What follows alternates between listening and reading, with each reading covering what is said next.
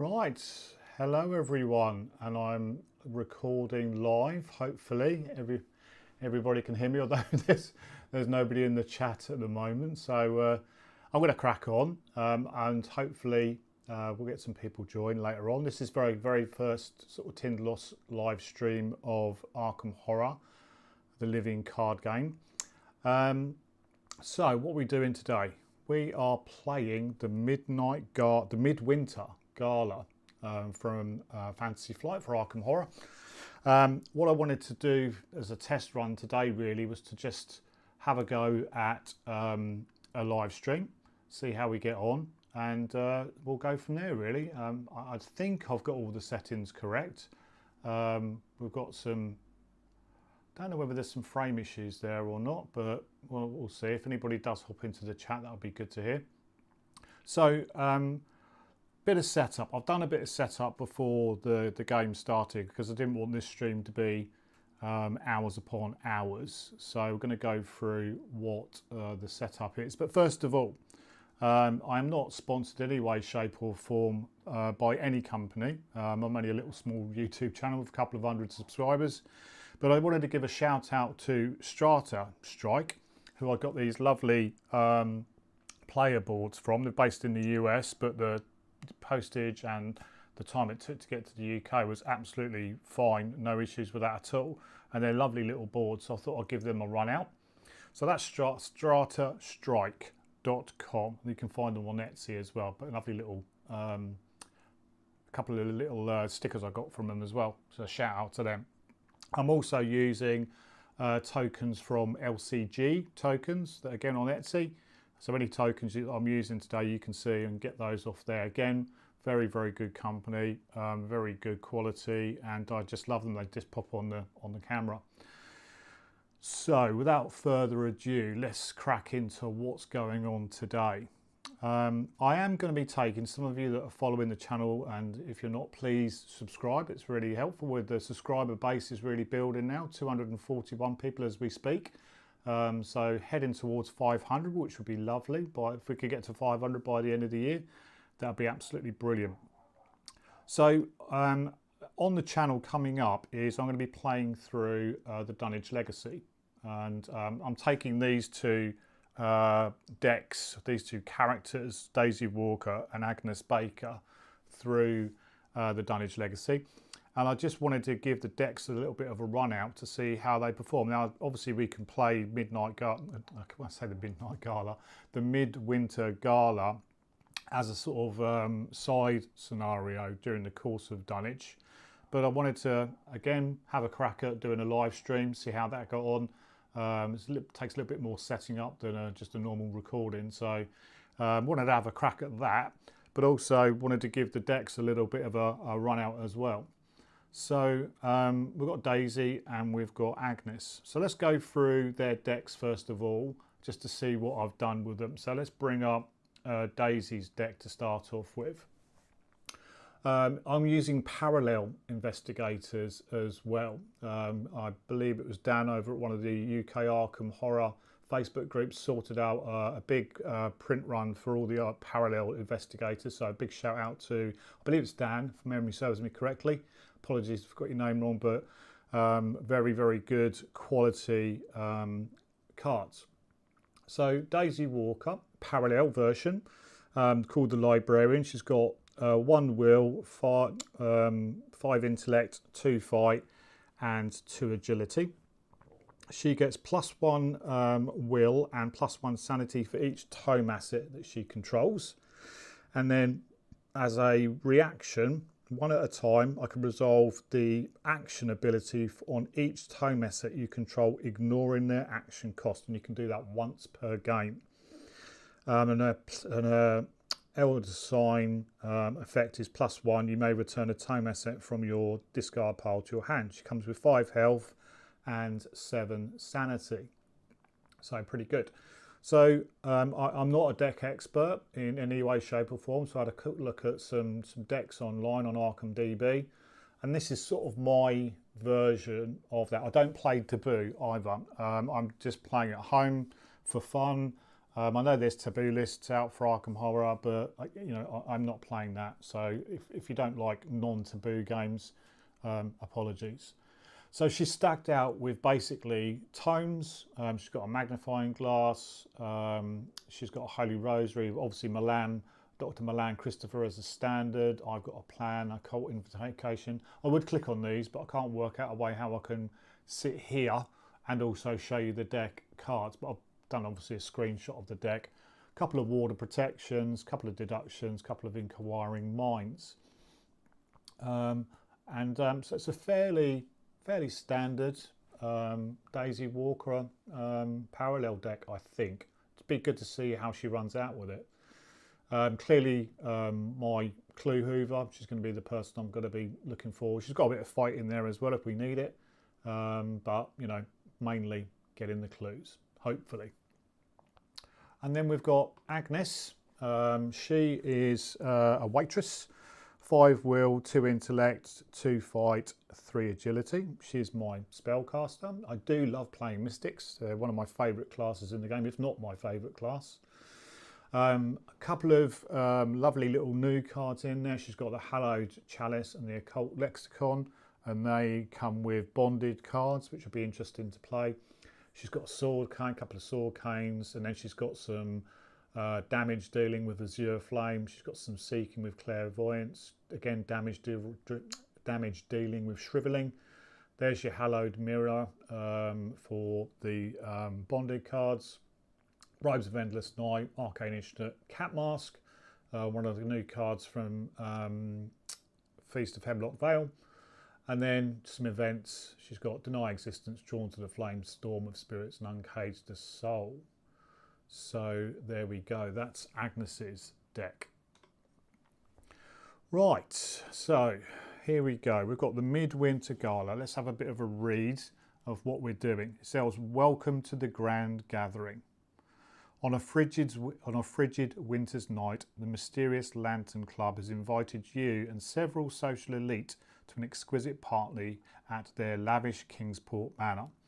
The main attraction of the party is a renowned relic, the Jewel of Sarnath, which is said to turn dreams into reality, as well as bring nightmares to life. It's up to you to acquire the powerful artifact and thwart the Lantern Club's treacherous scheme for Arkham's elite. And obviously it's designed for 1 to 4 players. And there's the expansion symbol on the back. Charlotte, thank you very much. I've got to go to Sainsbury's. But I've just come back from Sainsbury's actually, literally about 50 minutes ago. So it wasn't too bad. Hope you enjoy. But thank you for popping on and saying hello. Hopefully I'll be here for a couple of hours, I think. So if you get a chance, pop back on. Okay, so we are going in standalone mode. We're playing on standard.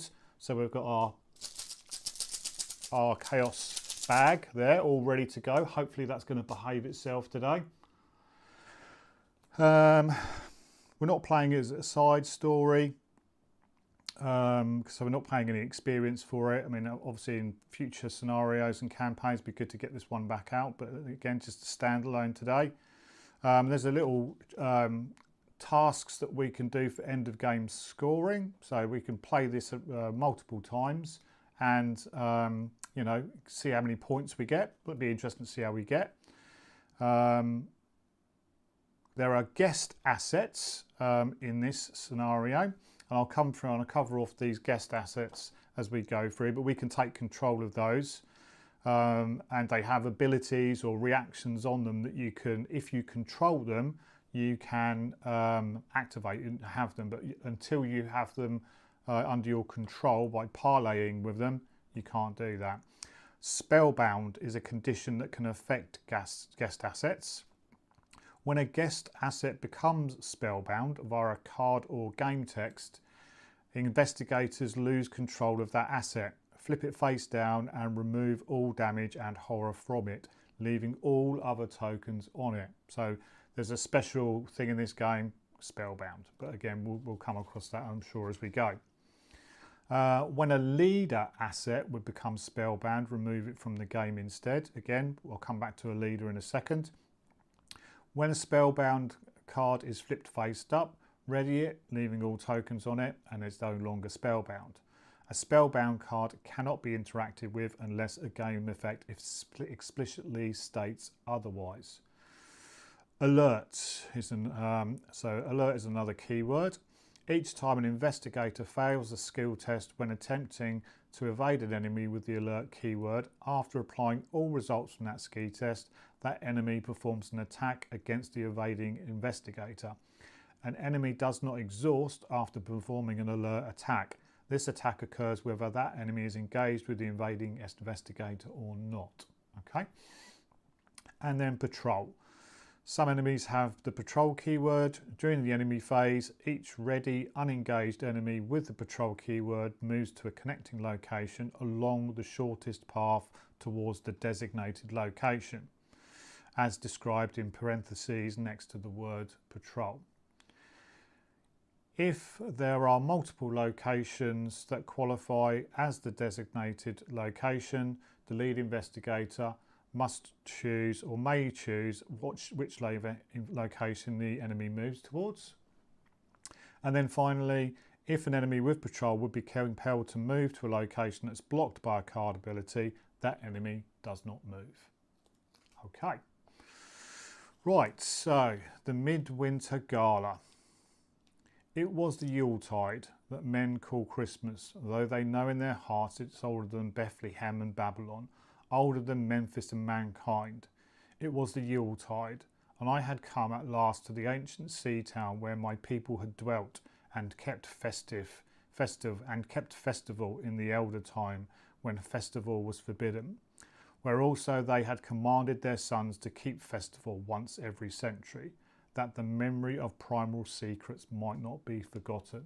And that's a quote from H.P. Lovecraft and obviously his short story, The Festival. So an intro. A light snow falls as you step out of your taxi in front of the cracked and weathered facade of the old Kingsport Manor. Several other guests, some of the finest movers and shakers from Arkham to New York, flitter past you to present their invitations to the doorman. As you follow them in, you catch a scent of cedar and sweet florals with an undercurrent of something rank. The Lantern Club is thrilled to have you, a grinning, sharp-eyed attendant says as they hand you the same bone-white mask worn throughout the soiree.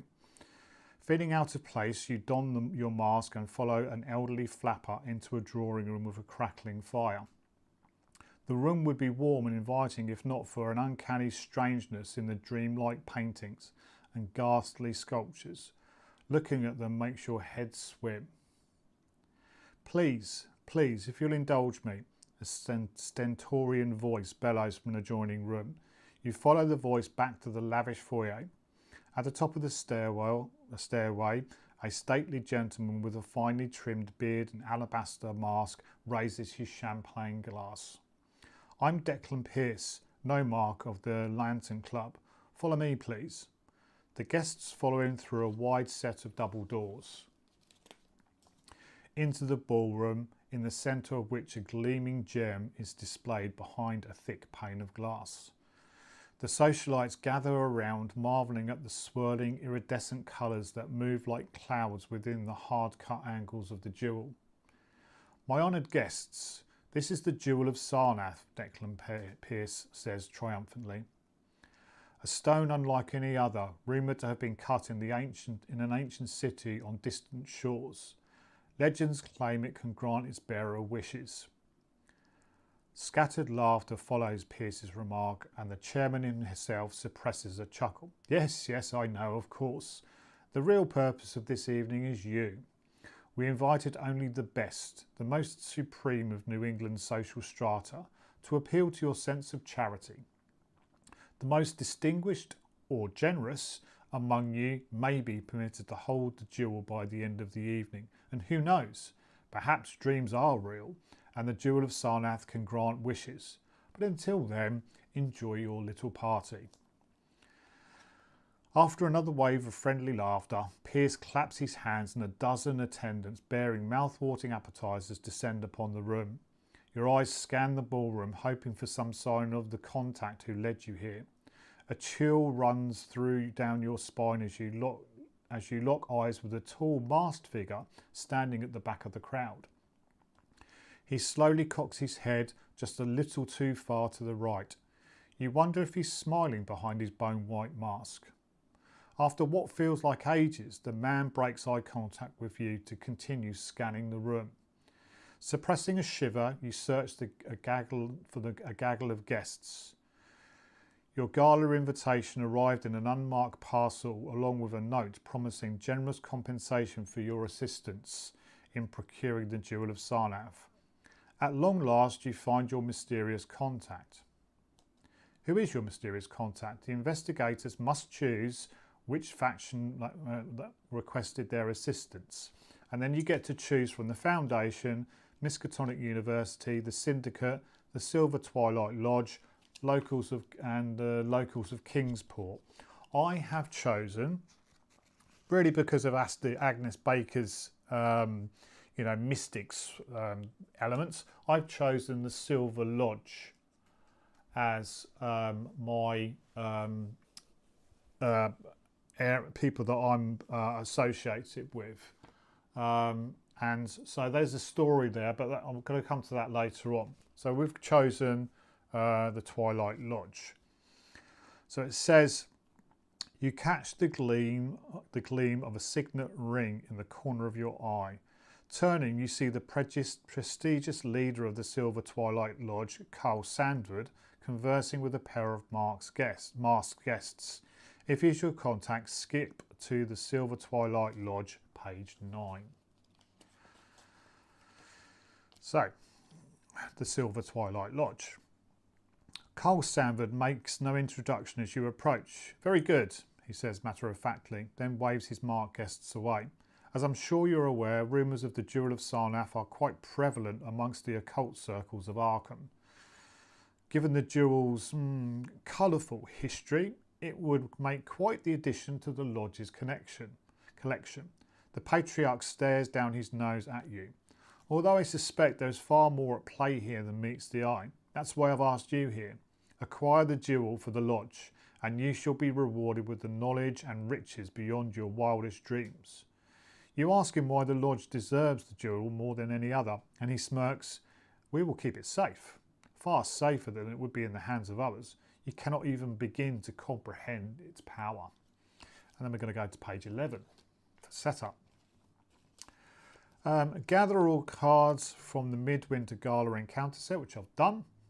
Set aside 3 second floor room locations out of play, which I've done. Put the lobby and lantern chamber into play. The lobby's here, the lantern chamber's there. And then put 3 ground floor locations in a row to the right of the lobby at random, which I've done here. These are first floor or ground floor locations. Each investigator begins at the lobby. The chosen faction for the guests on page 7 is your allied faction. Set aside the faction story card, which I've just shown you, into play under control. So set aside the faction story card, done that. Then put the faction's leader card, story asset, face up into play under the control of any investigator. I put Carl under the control of Agnes. Let's have a look at Carl, see what he does. He is lusting for power. He's a leader, guest, Silver Twilight. I get +1 will, and you have 1 additional arcane slot, which is very handy for Agnes. And as a reaction, after a revelation effect on a non-weakness treachery is cancelled, exhaust Carl Sandford, add that treachery to the victory display and draw 1 card. Forced. When he leaves play, he is removed from the game. 3 health and 3 sanity. So he's under control with Agnes. Put one of the faction's 3 remaining guest asset in play face up at each ground floor room location at random. Remove its rival card from the game. So that's what we've done here. Let's have a look. Let's just flip these around for a sec so we can see what we're doing.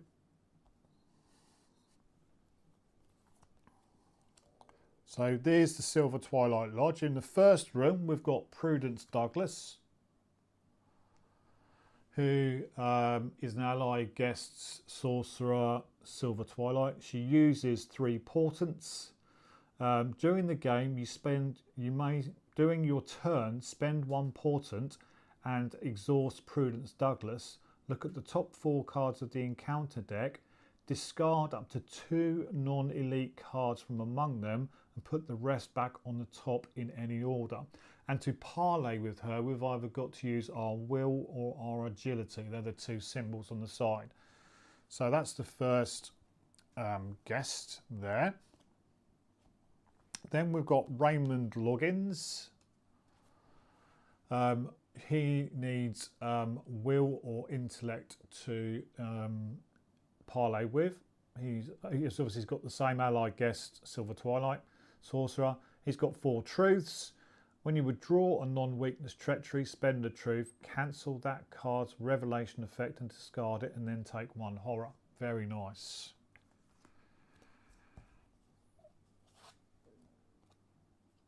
And then finally, for our friendly guests, we have got Sarah Van Shaw. You can parlay with her by fighting her or by being a bit agile. She's got, as an action, spend up to 2 resources and exhaust her. Fight, you add your will value to the skill for this attack, and then for each resource spent, this deal 1 damage.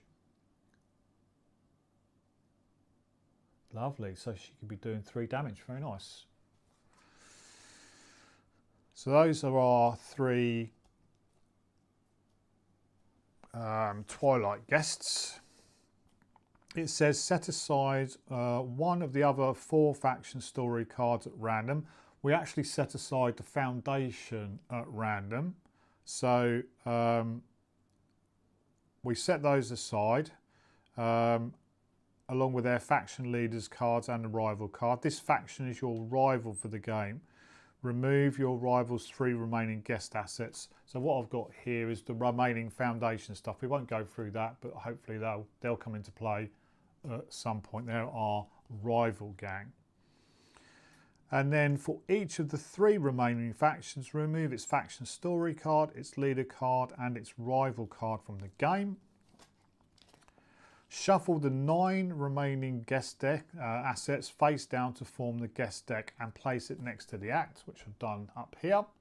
Place the top 3 cards of the guest deck into play face up, placing 1 of them at each ground floor location. So you can see we've got 2 guests at each location. So the first guest in the first room is Miranda Keeper. She needs to, it's intellect or fight to parlay with her. She's got 3 supplies on her. She can spend a supply, place 1 resource on your location as an antiquity, and you get +2 to your next skill test this round. After you succeed at a skill test by 2 or more, remove the antiquity from your location and then gain 2 resources. Very nice. In the second room, we've got Nova Malone. She can be parlayed with fight or will. She's got an action on her. Exhaust her. Fight. Your base fight value for this fight is equal to the number of resources in your resource pool to a maximum of 7, and the attack deals +1 damage. And after you defeat an enemy, you get a resource. And then finally, we've got Claire Wilson. You can interact and parlay with her with will or agility, and as a reaction, after you commit 1 or more cards to a skill test you're performing, exhaust her and you get +1 for the rest of the test, or for this test. So those are the guests that are hanging about in the different rooms at the Midwinter Gala. Place the Bloodless Man and enemy into play, exhaust it at the Lantern Chamber and attach the Pale Lantern story asset to him. Hypnotic Glow side up. Set each of the following cards aside out of play. All monster enemies, both copies of Vicious Ambush, the Declan Pierce enemy and the dual sign off, so they're all out of the way. Shuffle the remaining 23 cards. You're now ready to begin. But before we do begin, let's just have a quick look at the Bloodless Man. He's currently exhausted. He's 4 fight. He's got 6 health with 2 of us, 2 agility. He's got aloof and patrol nearest location with a guest. Forced. When this enemy is defeated, instead flip him over, exhaust him and heal all but 3 damage per player for him. And forced. When the investigator phase ends, if this enemy is ready, deal 1 horror to each investigator and guest asset at this location. If the pale lantern is attached to this enemy, each guest asset at this location becomes spellbound. So he's going to be running around trying to spellbind everybody. And the pale lantern on the hypnotic glow side up is a relic. As an action, if the Bloodless Man has 1 or more damage on him or is in the victory display, test fight or agility 3. If you succeed, take control of the pale lantern and flip it over. Any investigator at this location may trigger this ability. Forced. When the pale lantern would leave play, attach it to its location instead. There we go.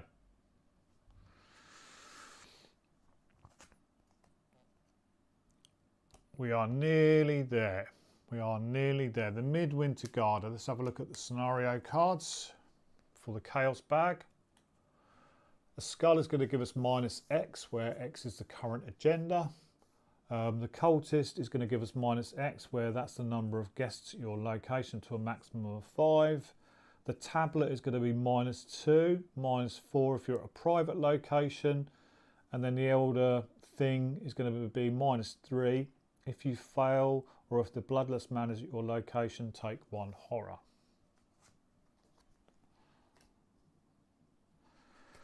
Alrighty, so let's have a quick look at our agenda and our act.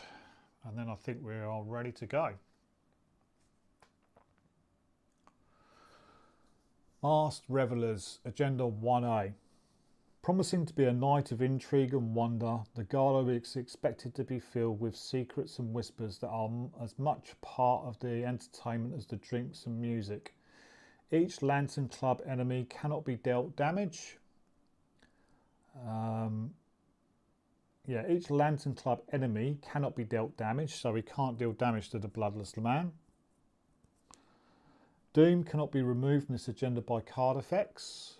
And finally, forced. When a single-sided guest asset would leave play, it becomes spellbound instead, and that's got 4 Doom on it. And then the agenda. We need 6 clues, 3 per investigator. Meet and greet. You notice the jewel is no longer in the ballroom. Maybe a guest saw someone move it. Guest assets do not take up any ally slots. Choose a guest asset as an action and skill icon on your location in play. Parlay test that skill 3. If you succeed, take control of that asset. If you control a guest asset, you can do an action, give control of that to another investigator at your location. Objective: if each undefeated investigator controls a guest asset and the current agenda is 2A or 3A, then you may spend the requisite number of clues as a group to advance. There we go.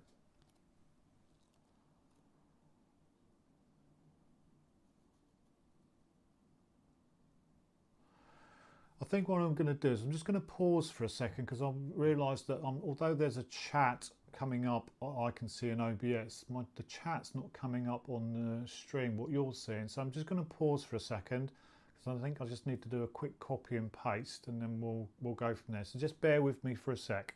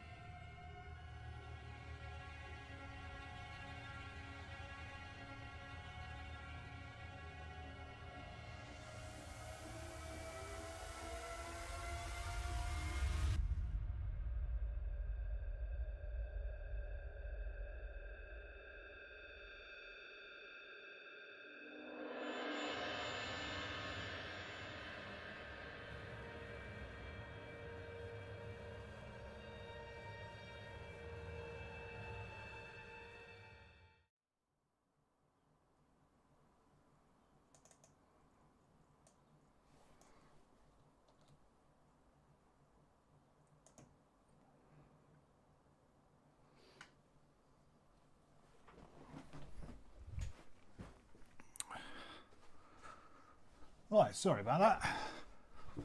Got the chat sorted. For some reason or other, the pop-out wasn't picking up the right pop-out, but first world problems. So the chat's now on the screen if people want to see it. Okay, so we are ready to go. As is ever on a Tin Loss live stream now, or a recording, we don't have any shenanigans, so we do some shuffling on screen, and we also do a soon to be copyrighted cat weasel cut. We're going to draw, should have actually drawn, if we were playing this properly, should have actually drawn my opening hand before doing all the setup, but it is what it is. I'm only playing at home in the back cave. Whoops, Daisy. I knew I dropped some. Find a little shuffle. And cat weasel cut.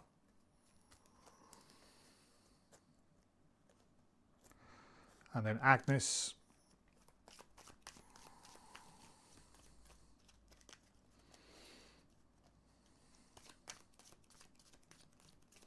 So we need 6 clues and we need a couple of guests, and it needs to be agenda 2. Oh, here we go. Right. First time I played Arkham for a while. 1, 2, 3, 4, 5 cards for Daisy. We've got an inquiring mind. We've got an encyclopedia, a grim memoir, and I've got a plan. Wow. Well, I'm not doing any fighting anytime soon, so I don't need I've got a plan.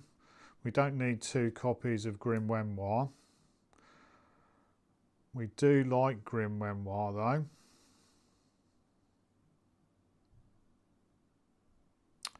And we do like Encyclopedia.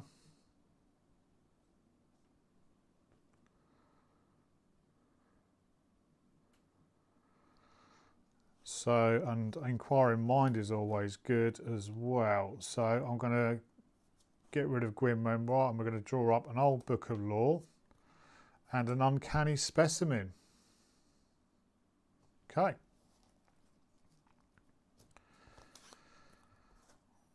All about the grimoires, or tomes, should I say.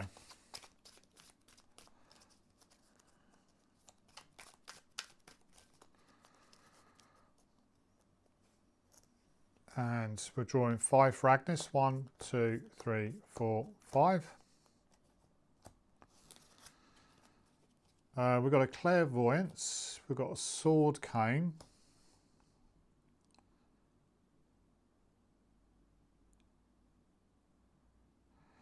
We've got a storm of spirits. We've got an arcane initiate. And we've got a storm of spirits. I think I'm going to keep arcane initiate and sword cane and ditch 2 storm of spirits and a clairvoyance to draw 3 more. We're going to get an azure flame, which is cool. We're going to get a hallowed chalice, and we're going to get another hallowed chalice.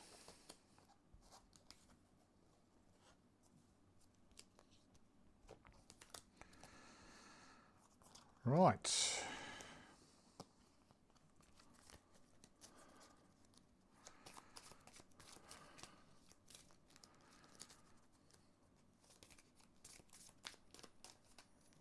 Okay.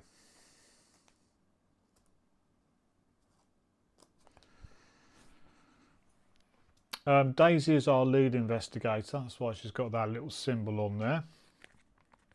Oh, we're going to flip over the lobby. The lobby has got 2 clues per investigator. Shroud of 2. As a reaction, if the current agenda is 2A or 3A, spend 1 resource per investigator. Somebody is fashionably late. Reveal the top card of the guest deck and put it into play at your location. Right, let's have a little look.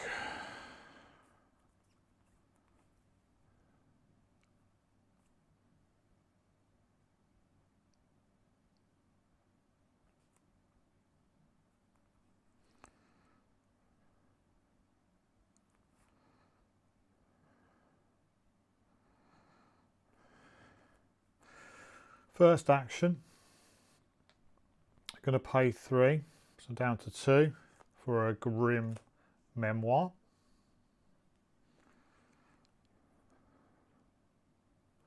Second action, going to pay 2 for an encyclopedia.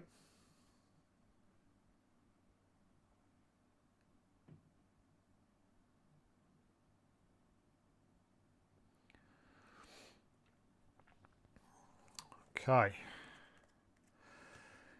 Grim Memoir comes in with 4 secrets on it. Oops. 2, 3, 4. And the encyclopedia comes in with 5 secrets.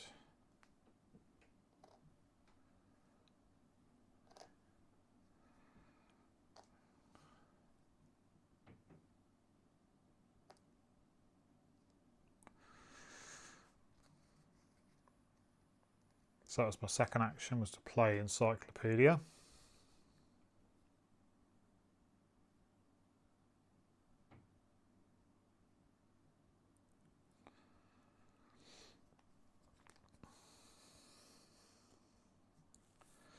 Third action is going to be to investigate using the Grim Memoir. So we get +2 intellect, so we're at 7. 7 versus 2. 7 versus 2, and we're going to get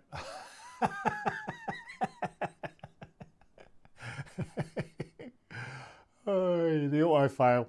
Okay, there we go. That's it for Daisy. Never mind. We're going to go across to Agnes. Daisy is done. Well, that's just a little bit frustrating.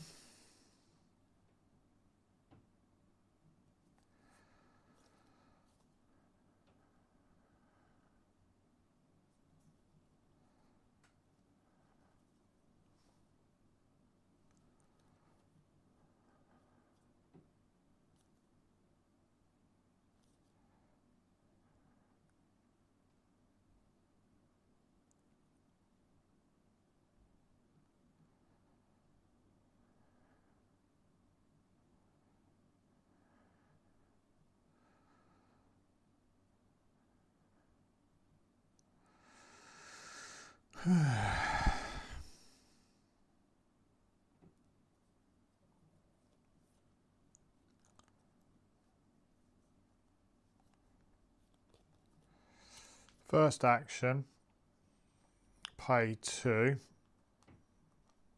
for the sword cane. Second action, pay 3 for the Azure Flame. Comes in with 4 charges on it. It's more of a setup really than anything else.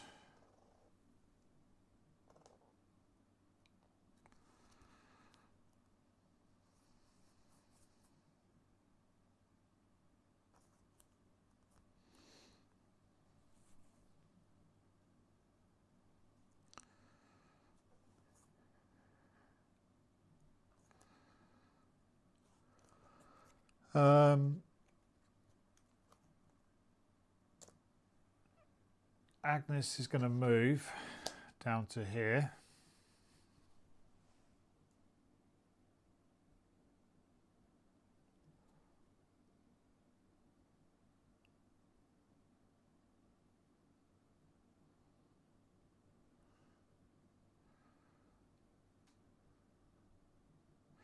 No, actually Agnes is going to move down to this one here. They're all connected to the lobby. So we'll flip over, see where we're at. We are at the bar room. 3 shroud, 2 clues per investigator, and as a reaction, or as a free action, spend 1 resource, buy a drink, heal 1 damage, 1 horror, or 1 horror from an investigator or guest at this location. So we're at the bar room. These 2 dudes are here.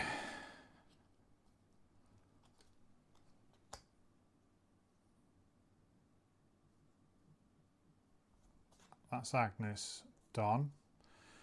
Barroom's got 4 clues on it.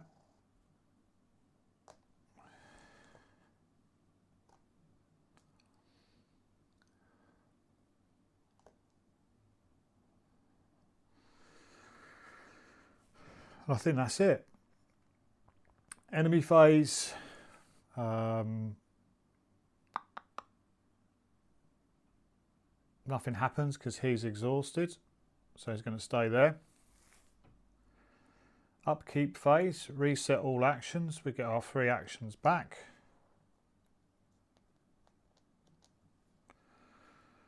We ready all exhausted cards, so the Bloodless Land does ready. We ready Daisy, and we ready Agnes.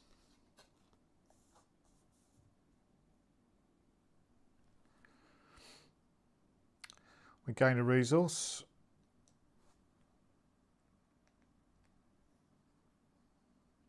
We check hand side. Oh, we gain a card. Magnifying glass for Daisy. She can't really use that at the moment because she's got a handful of tomes. And then we get a drawn to the flame for Agnes.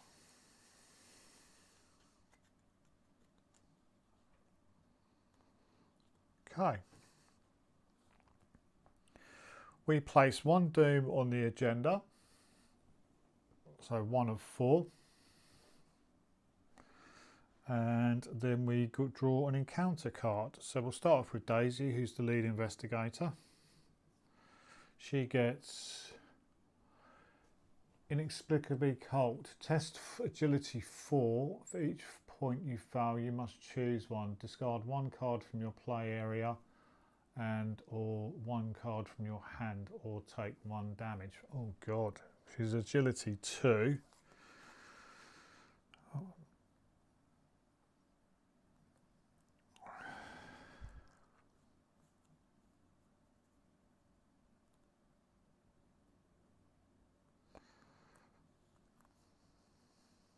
Okay. 2 versus 4. Oh god. I am going to play an inquiring mind. Commit to a test only if there are clues at your location there is. So 5 versus 4. Oops, sorry. 5 versus 4. Hey, Elder Sign. +1. 6 versus 4. We could put a tome asset in our discard pile of my hand. Don't need to worry about it. That's it. Inquiring Mind goes to Daisy's discard pile.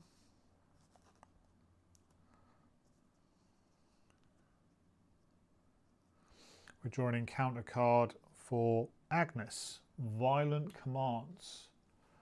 Put violent commands into play in your threat area. As an action, deal 2 damage to an investigator at your location and discard violent commands. Force at the end of your turn, test intellect or will 3. If you fail, take 1 horror. Okay.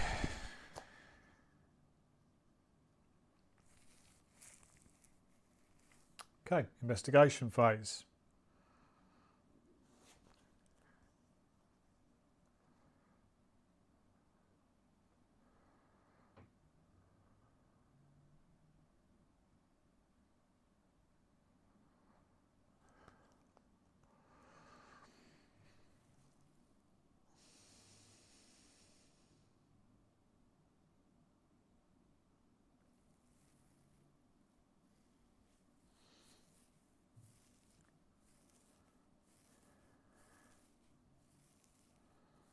Okay.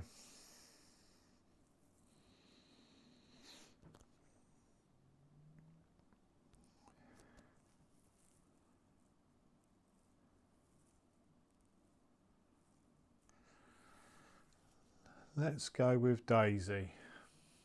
Let's go with Daisy. First action, she's going to investigate using her encyclopedia.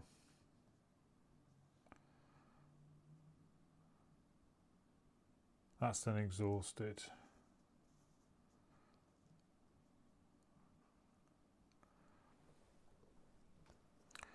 So we are 7 versus 2. Plus 2.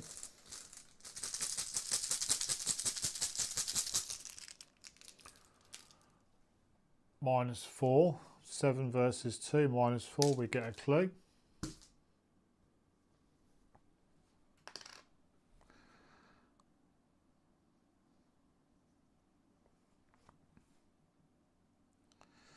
Second action, she's going to use her grim memoir. Spend 1 secret, investigate plus 2 for this investigation. It doesn't say to exhaust that actually. So again, we are 7 versus 2. Oh, you're joking. Oh, I can't hang around there. I cannot hang around there. So for her third action, Daisy's going to move down to this location here. This one. So we have got the ballroom. 2 shroud, 1 clue per investigator. Parlay. You persuade 2 of the guests to have a dance. Exhaust 2 guests at this location, then heal 1 horror from each of them.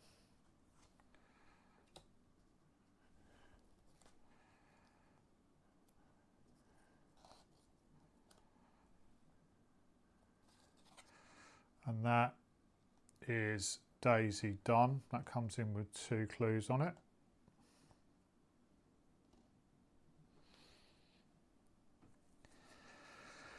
Agnes.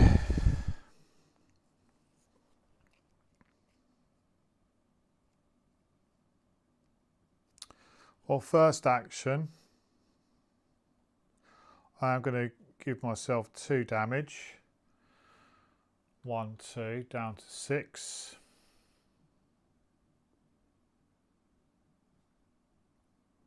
Oops.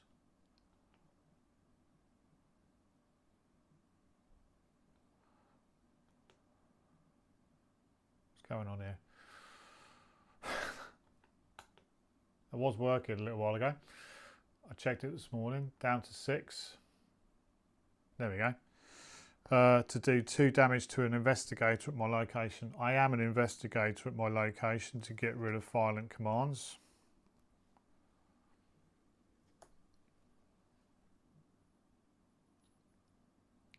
Second action, she's going to attempt to parlay with Claire Wilson. So she's, and that is skill, so 3 versus 5. 3 versus 5. We'll put a hallowed chalice in to make it 6 versus 3.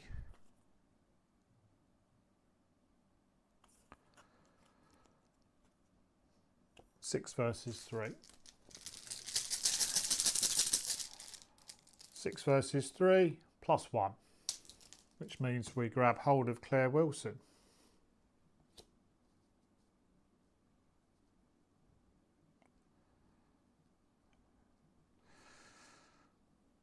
Sarah's going to be a bit more difficult to get hold of. So that was my second action.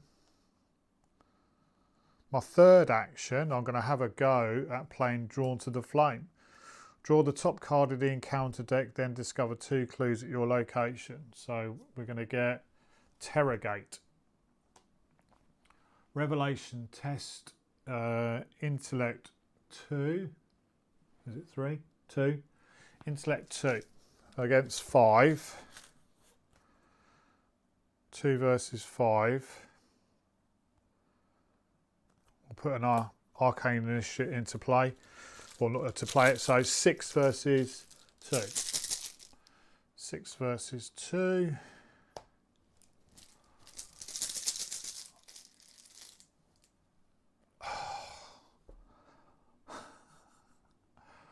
Right. So 3 times I pulled the auto fail. So I lose by 2. If you fail your foundation, we take 2 damage. So we're down to 4.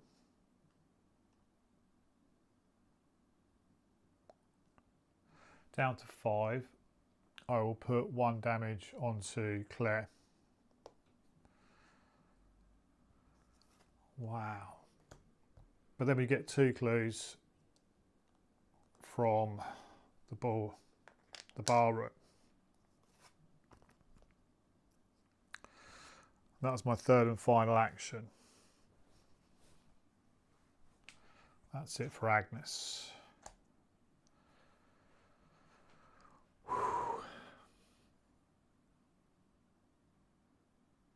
Enemy phase. Patrol, he's going to move up to the lobby.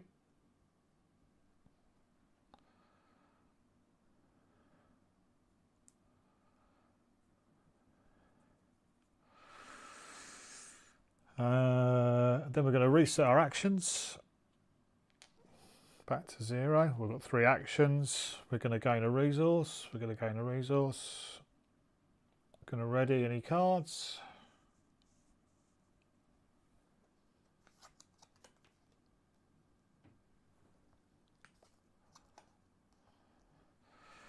We're going to draw a card. We're going to get an encyclopedia for Daisy.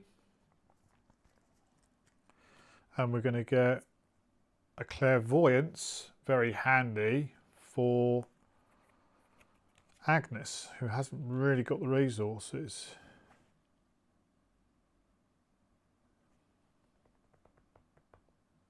I've got to remember I got +1 from Carl as well. I forgot about that, I think, but it made no difference because it was auto fail. All right, we're going to put 2 of 4 onto the agenda.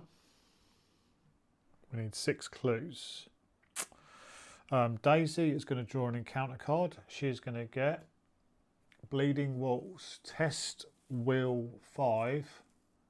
X is the shroud number. So will of 2. If you fail, lose 1 action and take 1 horror.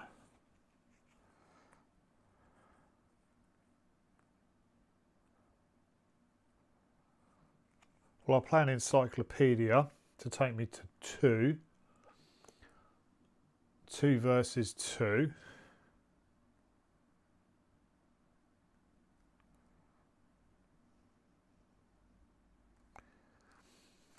3 versus 2. I don't need the old book of law at the moment. 3 versus 2.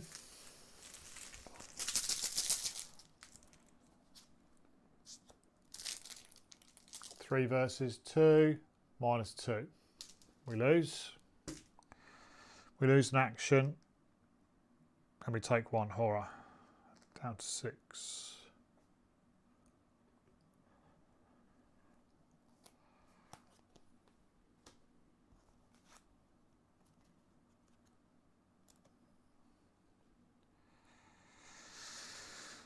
Okay.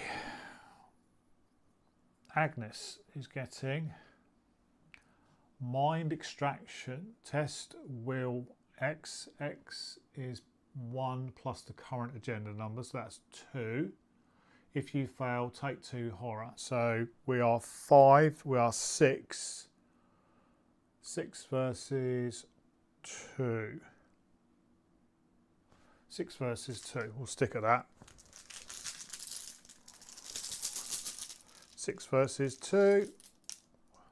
-1. Oh, sorry. -1. that goes.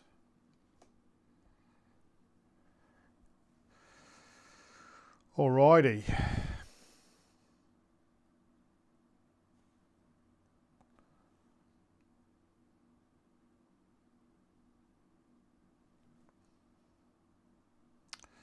So what have we got here?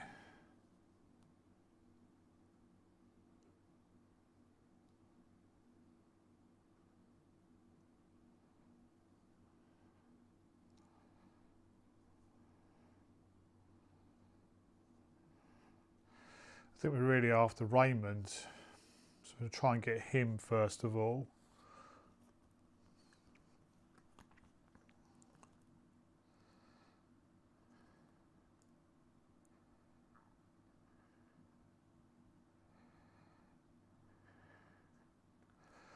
First action is to try and get Raymond using our intellect. We are 5, 6 with the magnifying glass.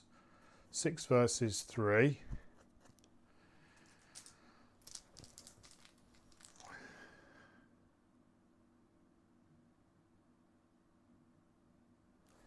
We're going to spend a secret and exhaust it to get +2 to this skill test. So we are now 7, 8 versus 3. 8 versus 3, -1. We get Raymond.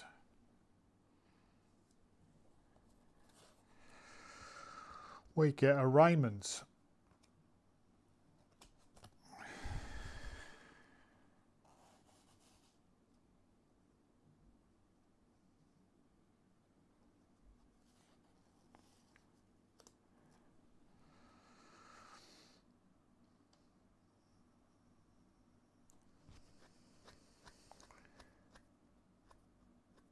Comes in with 4 truths on him.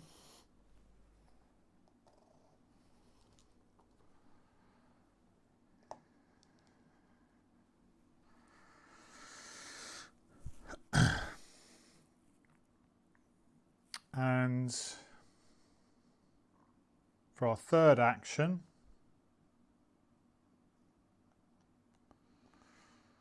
I think he's going to come here anyway and start hoovering these people. I think we're going to just try and concentrate here.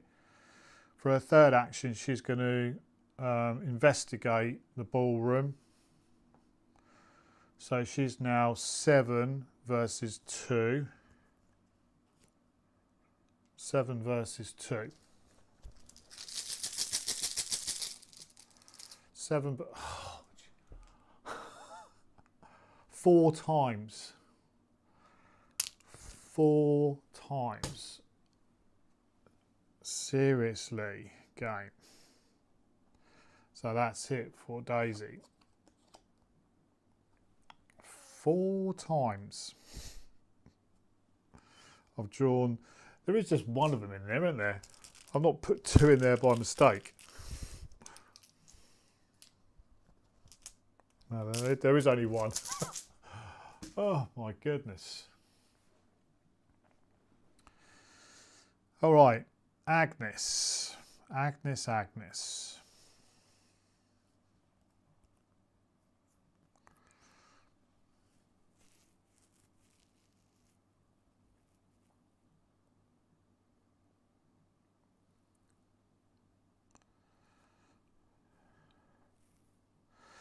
think what we're going to do is we're going to spend our first 2 actions gaining 2 resources. It takes her to 4. And then for her third action, she's going to spend all 4 of them to play clairvoyance.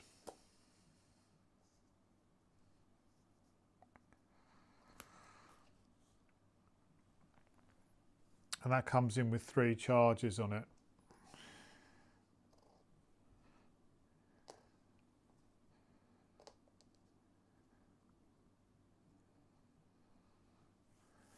I think that's it.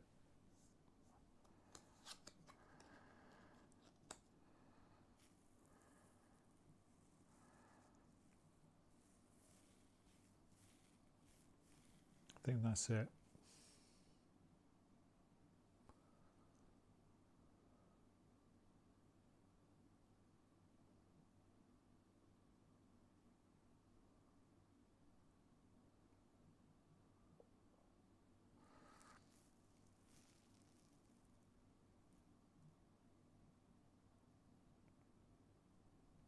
control.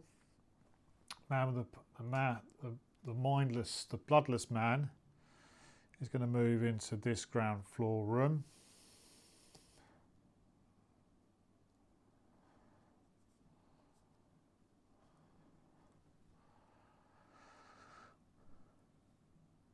Then we're going to reset our actions. Going to ready anything up.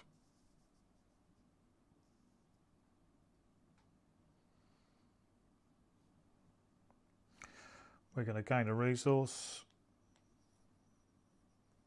I'm going to draw a card. Necronomicon for Daisy. Put this card into, let's have a look. Put this card into play in your threat area with 3 horror on it. It cannot leave play whilst it has 3 or more horror on it. While it is in play, treat each elder sign you reveal on a chaos token as a other symbol. Move 1 horror from this card onto Daisy Walker. Then if this card has no horror on it, then discard it.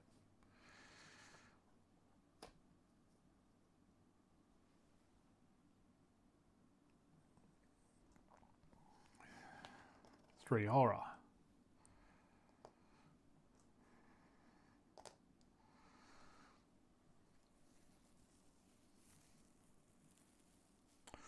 Agnes is going to draw Occult Lexicon. Limit 1 per deck. After, well, we'll get to that when we get to it. We will get to that when we get to it. Ready those 2.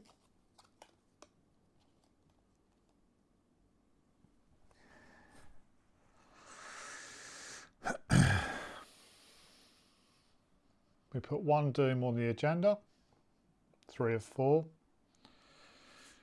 Daisy is going to get an encounter card, and she gets mind extraction. Current agenda number is 1 plus 1, so that's 2.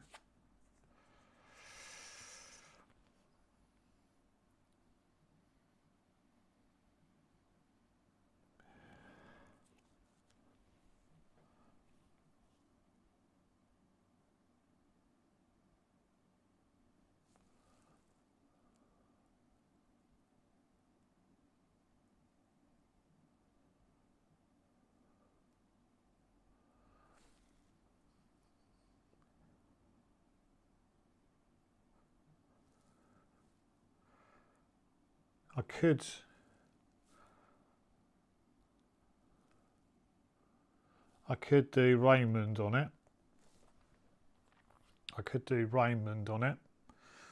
When you draw a non-weakness treachery, which this is, spend 1 truth, cancel that card. Yeah, I'm going to do that. I'm going to spend a truth. Take a horror, down to 5.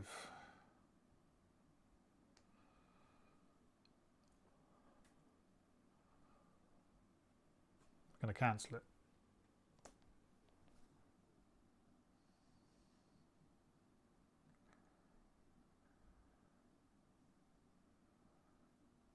So we're going to draw for Agnes. Pushed into the beyond. Choose and shuffle a non-story asset you control into its owner's deck. Discard the top 3 cards.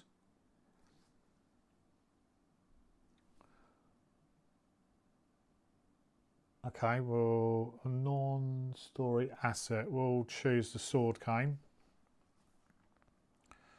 We'll choose the sword cane. So that gets shuffled into my deck.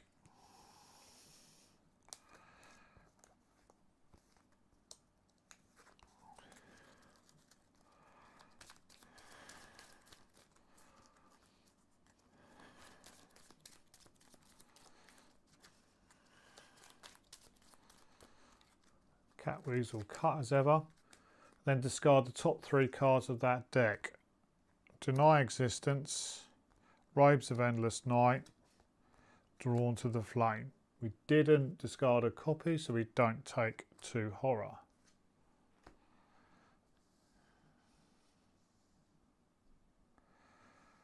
Okay.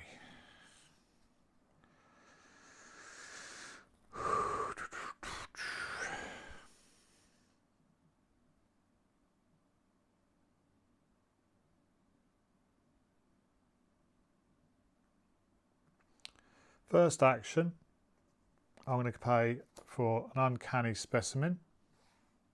Cost me 1, down to 2.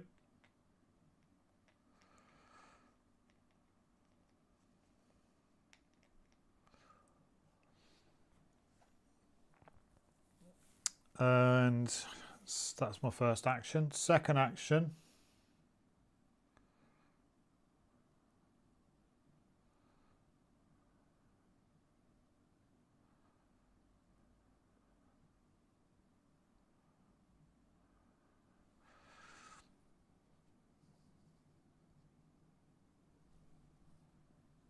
can't really. Fight is not great for Nova. I think second action I'm going to exhaust Encyclopedia to get +2 to my intellect for the remainder of the turn.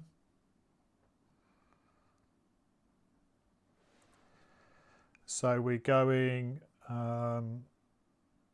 7 against 2 for my second action to investigate. Oh no, sorry, that's an action to do that. Third action is to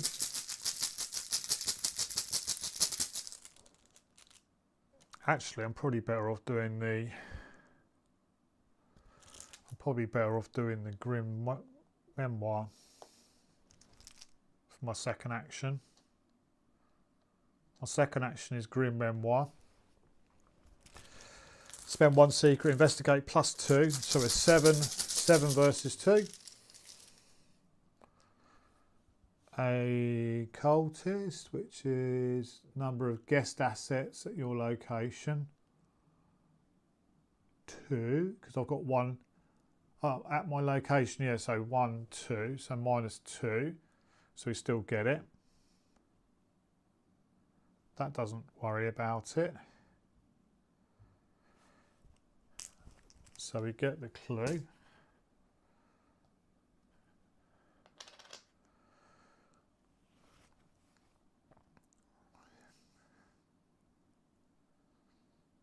Third action. Draw a card. Yeah, draw a card. Third action is draw a card. Daisy's tote bag. Very nice. Running out of space. I'm running out of space. So that's Daisy done.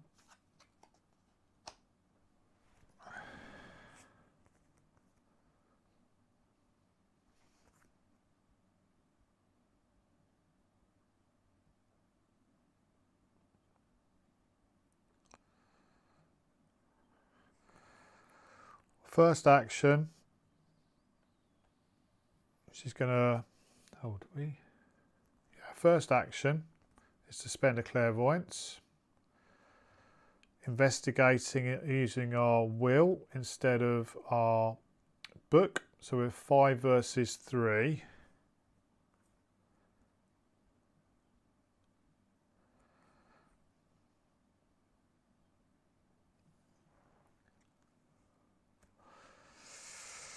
Five versus 3.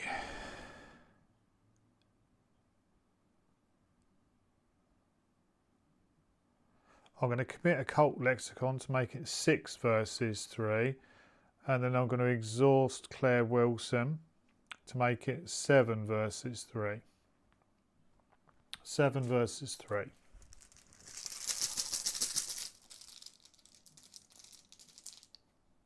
-2. We get it. If you succeed, discover 1 additional clue at this location. So we get the 2 clues. That was my second action. That was my first action.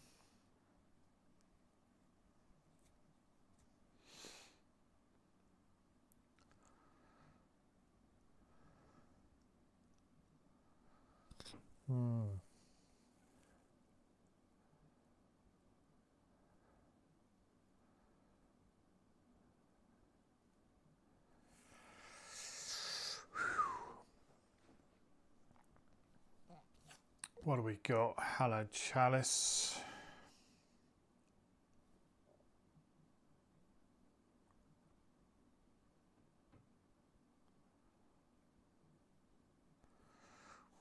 We've got 6 clues. We've got 6 clues. We're good.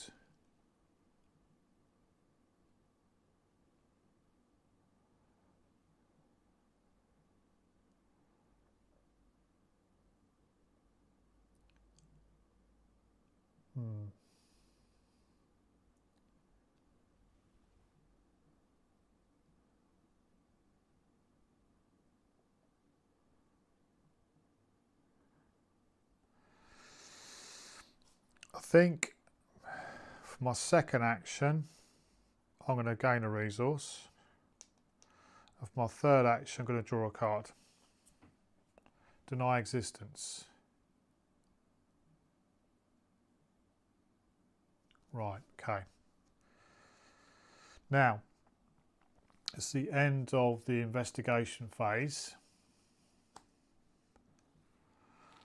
Bloodless man. When the investigation phase ends, if this enemy is ready, which he is, deal 1 horror to each investigator and guest asset at this location. If the pale lantern is attached to the enemy, each guest asset at this location becomes spellbound. So we turn them over.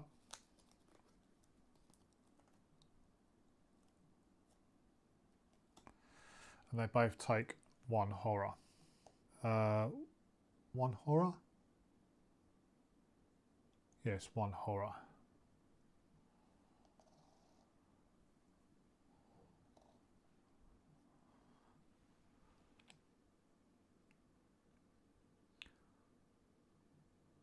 So I think that's it.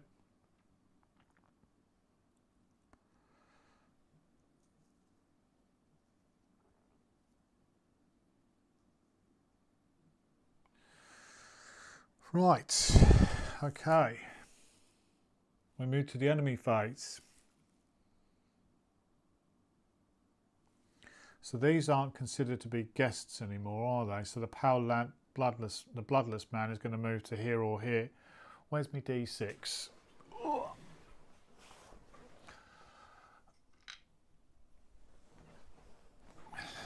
There's my D6. So 1, 2, 3, 4, 5, 6. So the bloodless man is going to move across to here.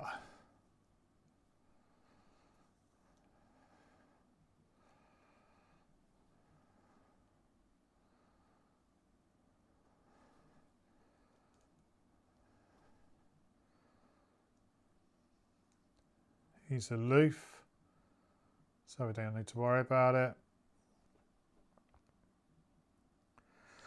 Right, reset actions, down to 3. Gain a resource. We ready up.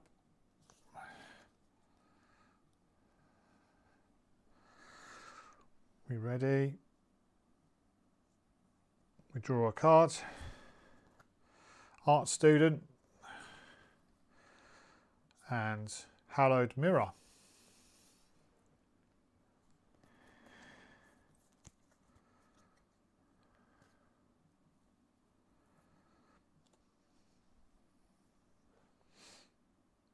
I think that's it.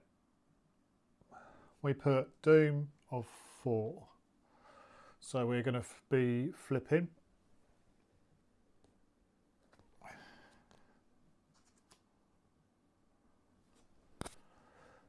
Who let the gugs out? A crash resounds from somewhere deeper in the manor, followed by a scream. Declan Pierce emerges to calm the crowd in the ballroom, but you can't help but notice the masked attendants have positioned themselves in front of each of the manor's many exits. Shuffle aside the set-aside monster enemy, both copies of Vision and Ambush Treachery and the encounter pile into the encounter deck. Okay, so there's 2 copies of Vicious Ambush, and then all of these bad boys go in and the discard pile. So let's give these a good shuffle up.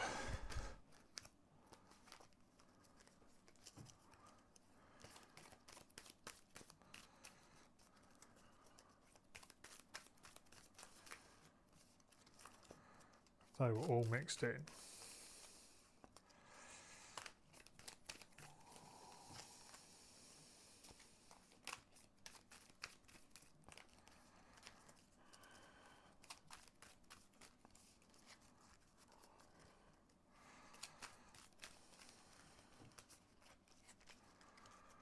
Cat weasel cut.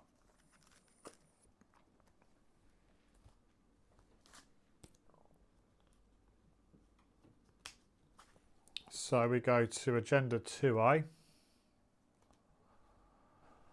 Unexpected guests. Commotion stirs deeper within the manor as various guests ask the attendants to be let out. Other guests shuffle throughout the manor with dead eyes and blank scares. Parley abilities on each Lantern Club enemy cannot be triggered.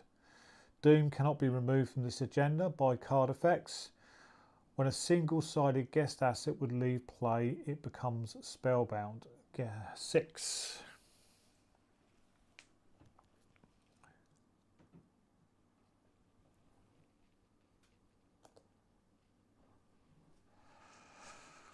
Right, we take the Doom off.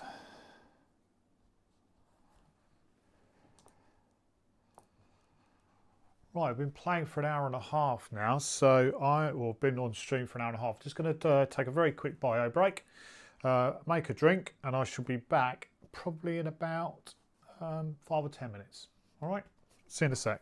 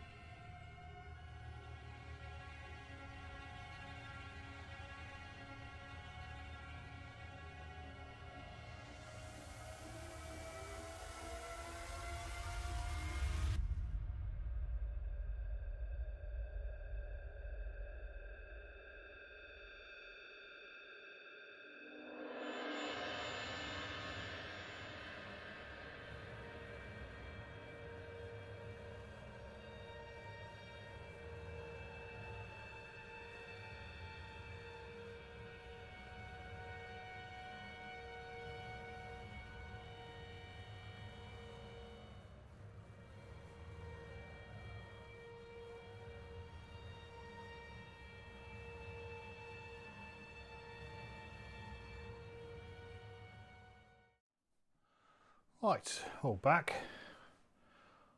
Back in tracks off, thanks goodness. We've got our caffeine, we're good.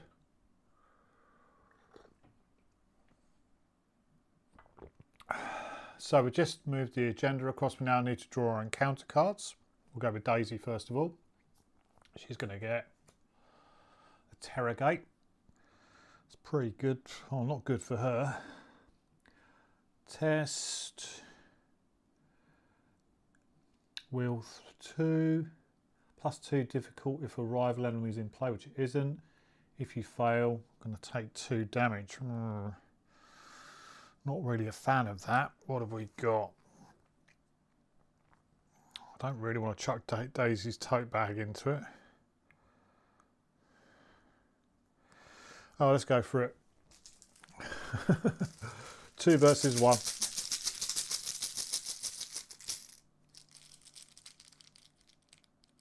Oh no, hang on a sec. 3. She's got 2 times in her hand.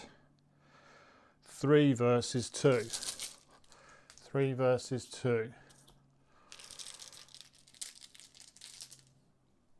-3. We fail. We take 2 damage. We'll put 1 damage onto Raymond, and Daisy will take 1 herself, so she's down to 4.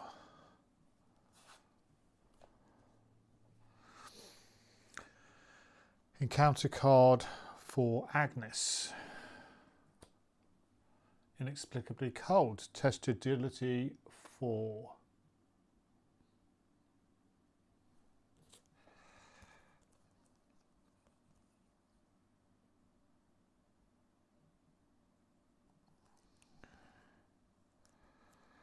I'm going to keep deny. I've got deny existence in hand.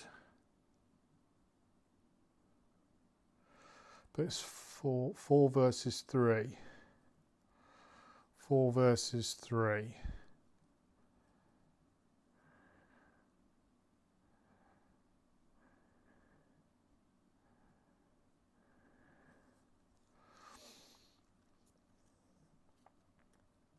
No, I'm going to deny existence that. Play when an encounter card or enemy attack would cause you to do one of the following. Would cause you to do one of the following. Discard cards. So deny existence it. It's gone. Okay, now we move on to the investigation phase. First of all, I'm going to spend the 6 clues I've got. 2, 4, 6 to advance the act. You and your contact meet with several guests who each confirm that the jewel was taken by Declan Pierce from the display case in the ballroom. Furthermore, strange sounds have begun to emanate from the 2nd floor of the manor. Choose one of the set aside 2nd floor locations at random and put it into play directly above the lobby. Okay. For the rest of the game, that location is attached to the lobby and vice versa. Put the other 2 set aside locations in a row to the right of the previously placed 2nd floor location.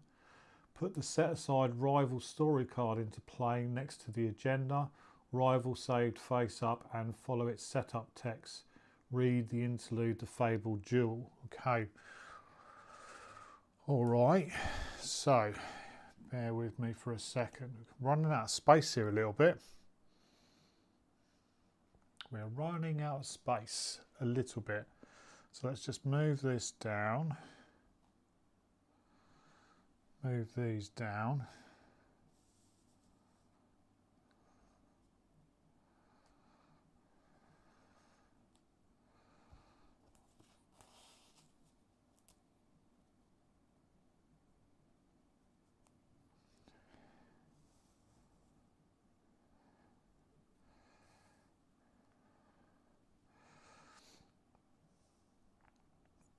Put the lobby here. And then we just choose one of these. And then they're connected to those 2. So that's going to be connected to there.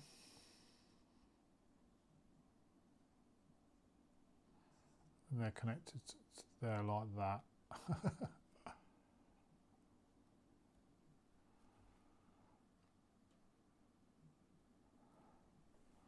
This is our guest deck. Just trying to work out where to put stuff. The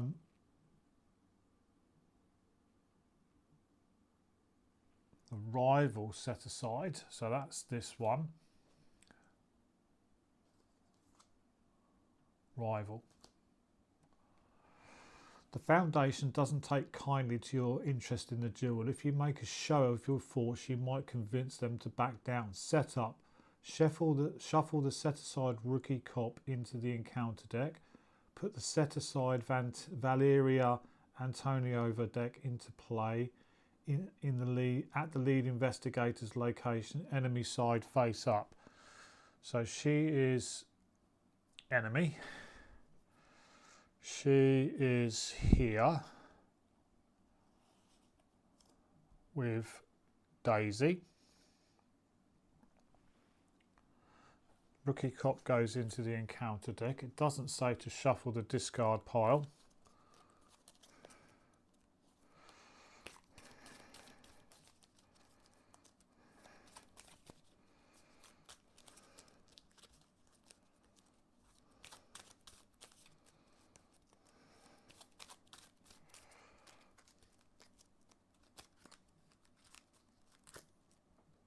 That's shuffled.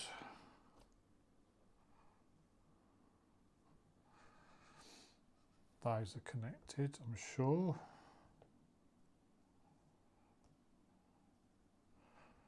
So I'm doing some stuff on the screen here, you'll see it in a second.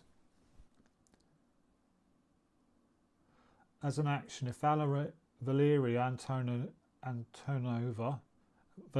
Antonova is at your location, parlay test fight 4.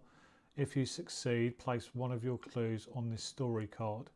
When there are 1+1 clues per investigator, that's 3, add her to the victory display. Okay.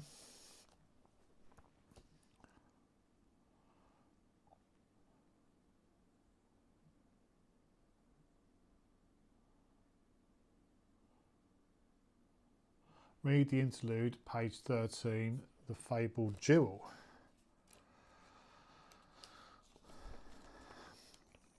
Okay.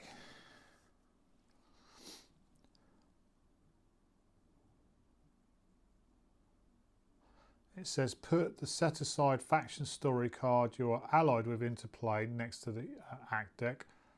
Allied side face up. If you are allied with the Silver Twilight Lodge, which I am, shuffle the encounter discard pile into the encounter deck.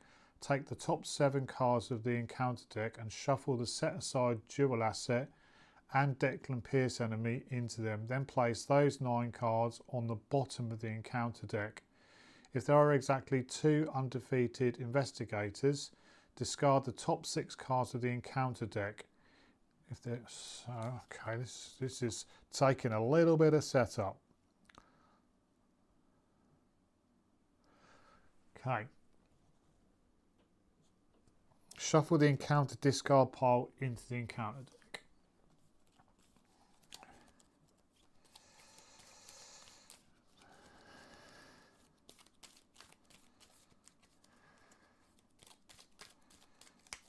Done. Take the top 7 cards of the encounter deck. 1, 2, 3, 4, 5, 6, 7.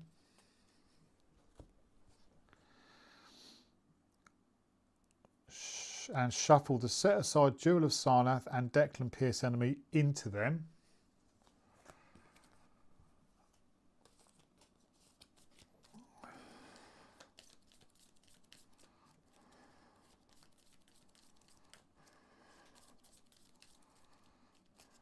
Cat weasel cut. Then place those 9 cards on the bottom of the encounter deck. Done. If there are exactly 2 undefeated investigators, discard the top 6 cards of the encounter deck. So 1, 2, 3, 4, 5, 6.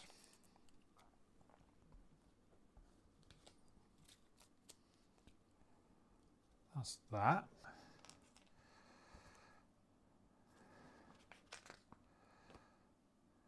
Advance to Act 2A. Ooh. 2A, finding the jewel. You must help your contact and their associates, no matter what cost. Guest allies do not take up any ally slots. Choose the guest asset and a skill icon on your location. Parlay. Test that skill 3. If you succeed, take control of that asset. Complete the objective on your faction story card and try to accomplish as many tasks as you can.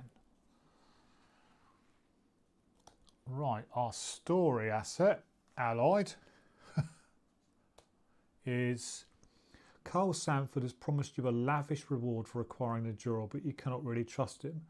As an action, you try and sense the jewel's presence. Discard the top card of the encounter deck. You may draw that card. Group limit once per round. Objective, find the Jewel of Sarnath. At the end of the round, if the investigators control the Jewel of Sarnath, they may spend 10 clues as a group to advance the act. Wowzers. There is a heck of a lot going on. So those are our rivals. That's us. And there's the guest deck.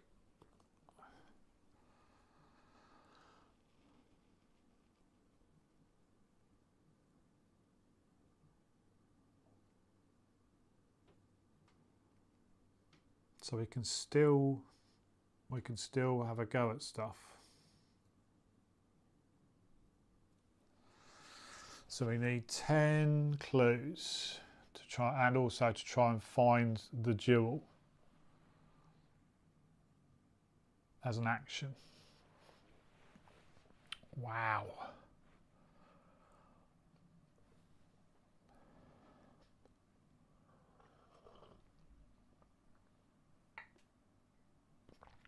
And there's a lot going on.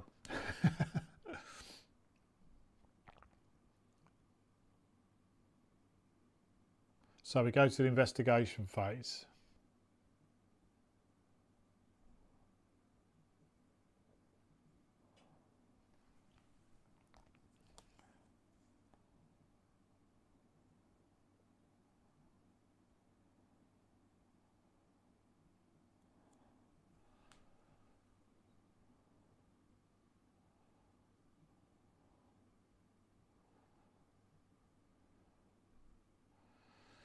Okay.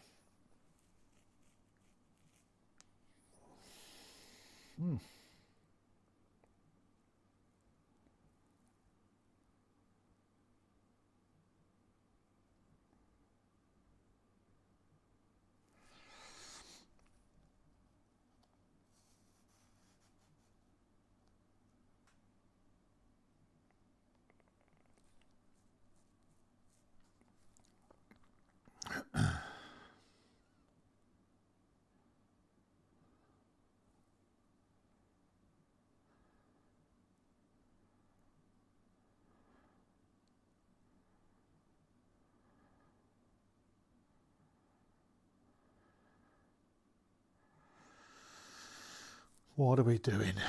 What are we doing?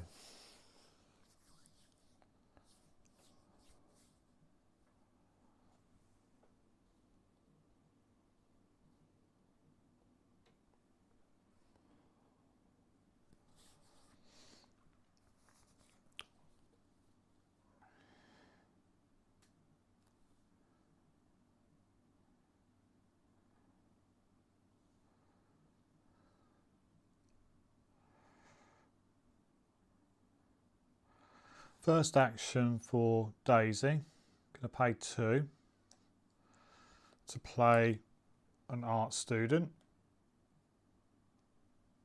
After she enters play, discover one clue at your location. So that's that clue there. Second action, she's going to move to this ground floor room.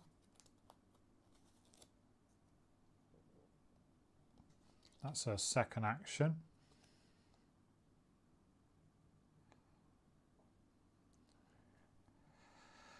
Comes in with 2 clues.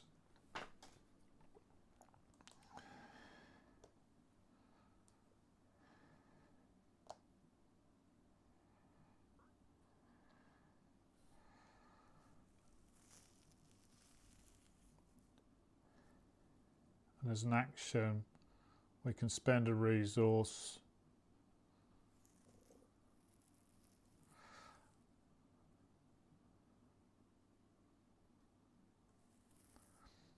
so there's an action. There's more to be discovered in this room of fanes full of strange works of art. Place up to 2 clues from the token pool on this location. Gain 2 resources.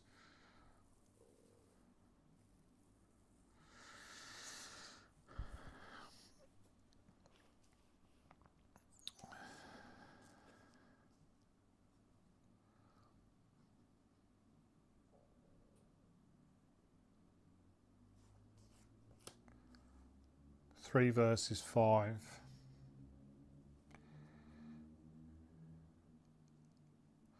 Third action, she's going to investigate 3 versus 5.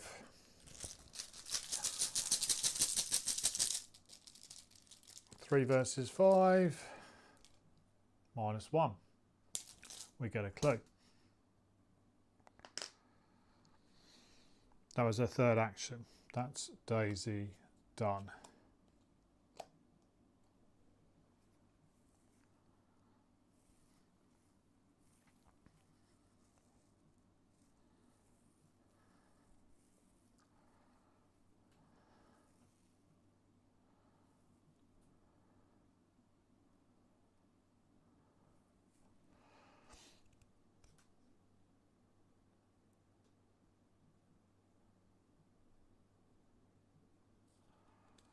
As an action, first action, she's going to move back to the lobby. Second action, she's going to move to the second floor room that's connected to the lobby.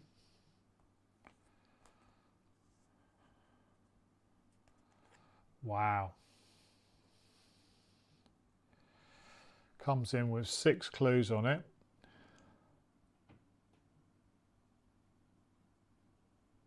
Should we put guests in?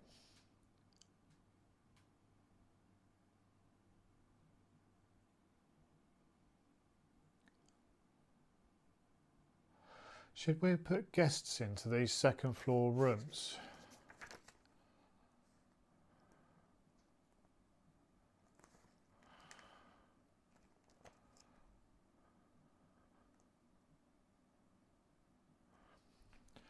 Never said.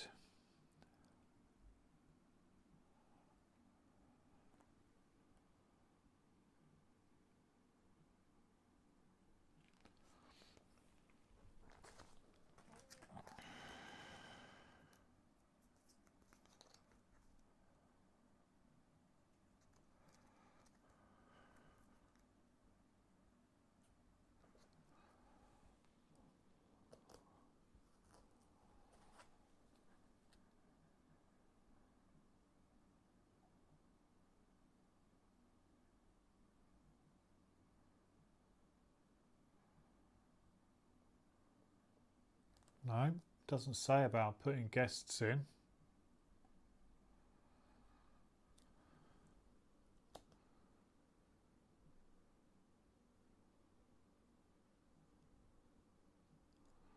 No, there's nothing there that tells me to put guests into these rooms. Because the reason why I'm asking is because this is shroud 6. This location gets -1 shroud for each guest asset at it.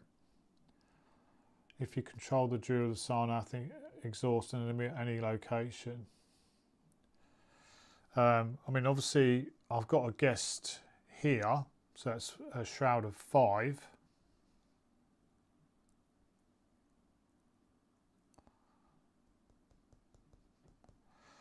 It's a shroud of 5. Comes in with 6 clues on it.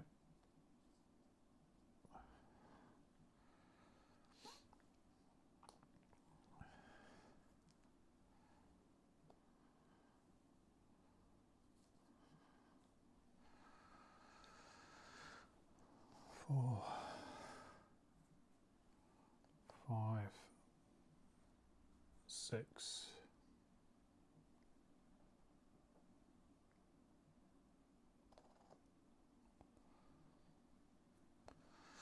So it's a shroud of 5 at the moment. I've still got an action left.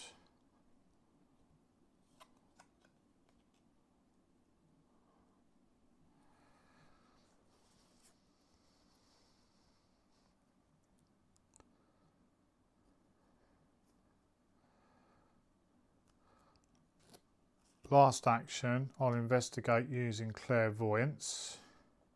So I'm at 5. I will play a hallowed chalice to take me to 6, and then I will tap Claire Wilson to make me 7. 7 versus 5.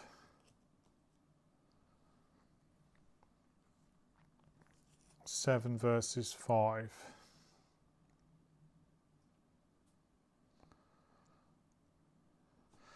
Eight versus 5.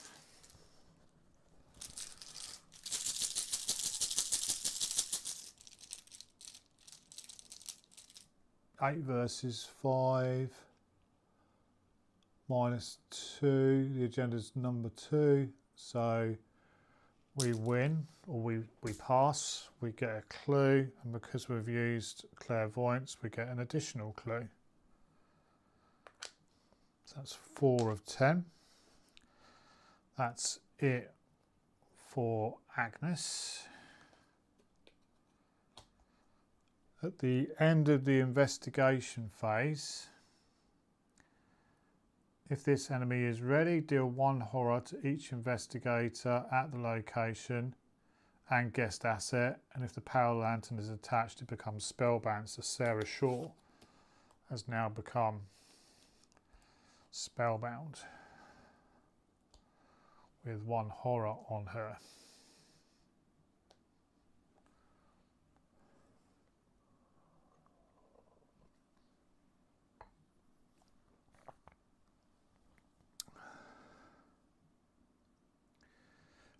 Bloodless Man is going to move across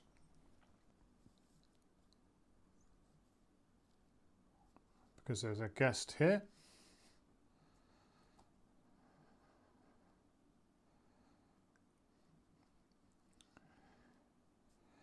So he's now in the ballroom.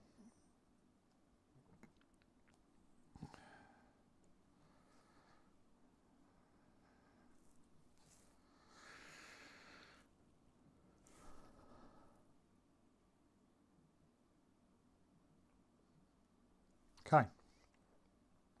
We reset our actions. We gain a resource. We draw a card.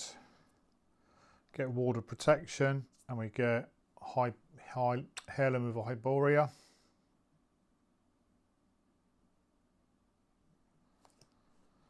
Ready up. Ready up. Ready up.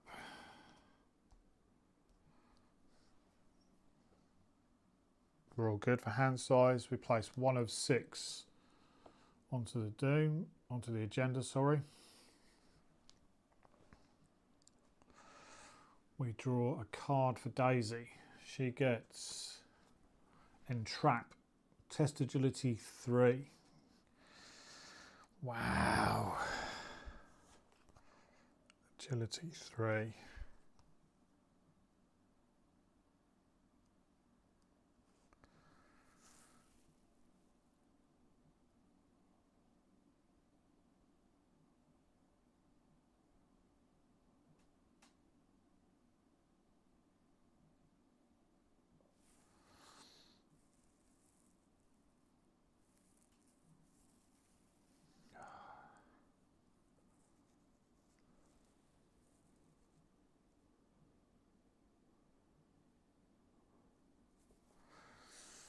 Okay.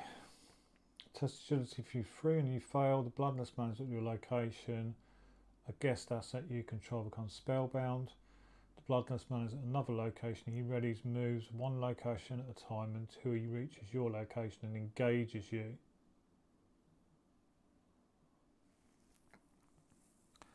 I don't particularly want to be engaged by the bloodless man at this time.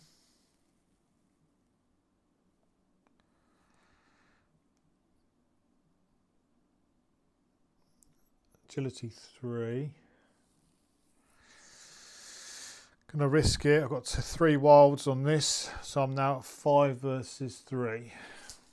Chuck those in. Oh, hang on a minute. Whoa, whoa, whoa.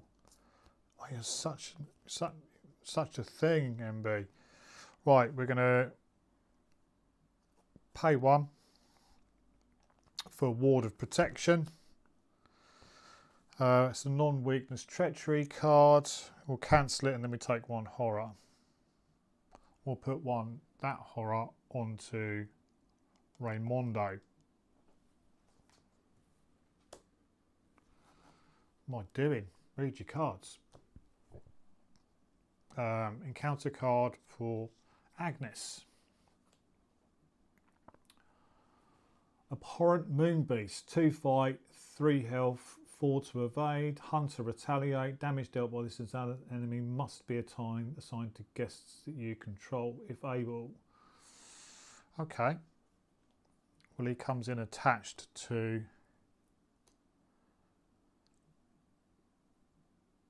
Agnes.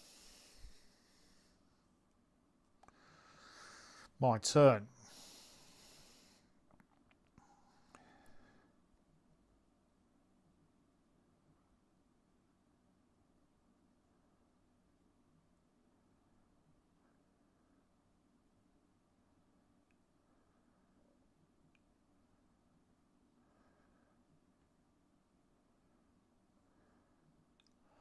Actually, sorry, just going back for a sec. Carl Sanford, after a revelation effect on a non-weakness treachery card, which Daisy did, exhaust Carl Sanford, add that treachery to the victory display, and draw 1 card. Doesn't say by you. Just says after a revelation effect on a non-weakness treachery is cancelled, exhaust it. So I'll draw a card. Storm Spirits.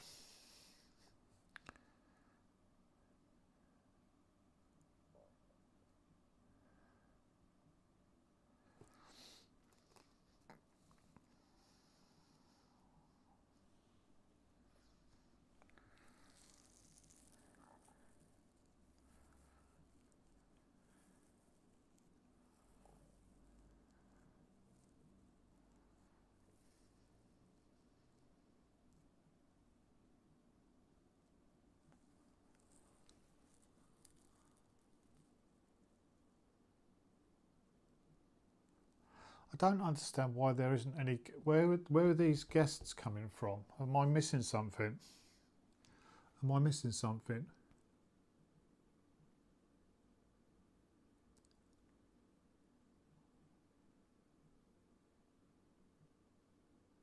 There's nothing there that tells me to put them into play.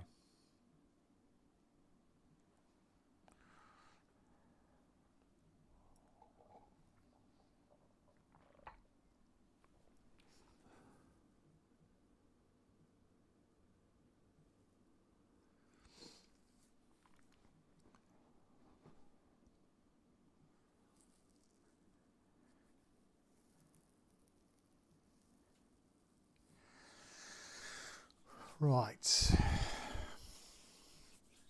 Agnes. Agnes or Daisy?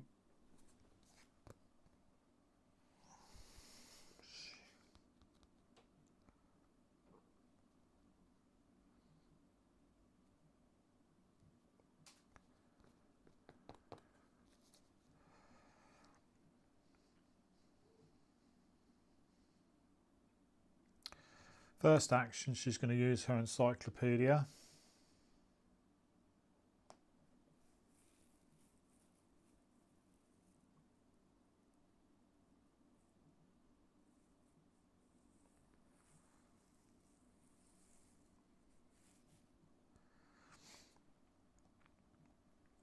to investigate. 3 versus 5.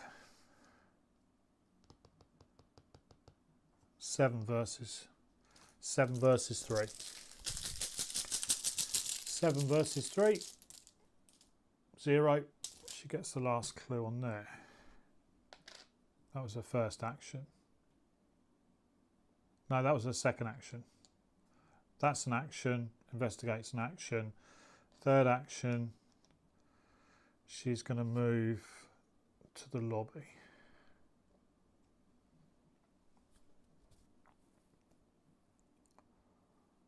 I still think I missed this. Sorry, I just keep pausing because I keep thinking I'm missing something. There's a guest deck over there that hasn't really done anything. But, you know.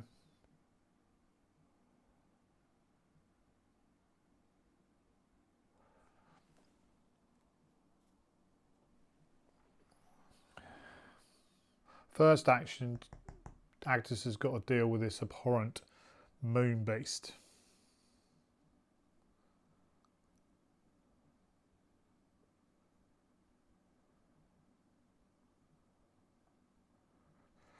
So, first action, she's going to Azure Flame it to fight with her. So that's, she is 5 versus 2.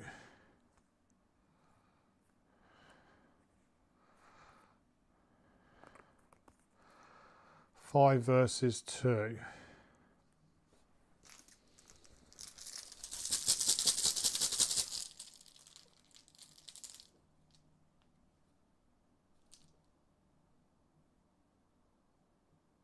Five versus 2. That does do 2 damage. 2 damage to it. But because I revealed the Elder Sign, I actually take a damage myself. So down to 4.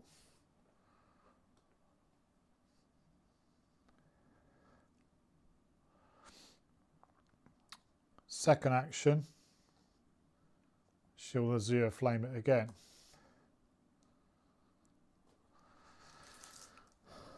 Five versus 3.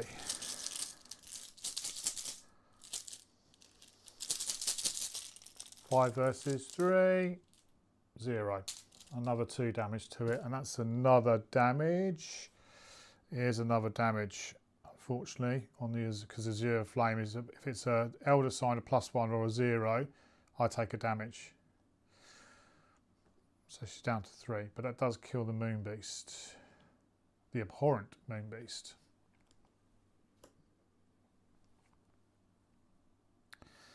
Third action is going to be to move across to this second floor room.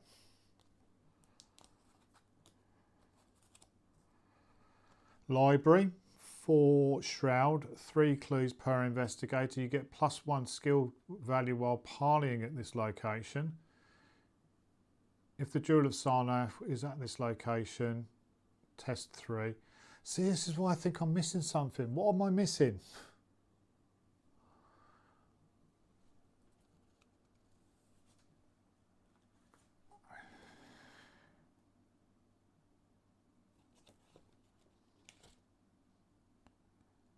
Advanced act. There's nothing in the interlude.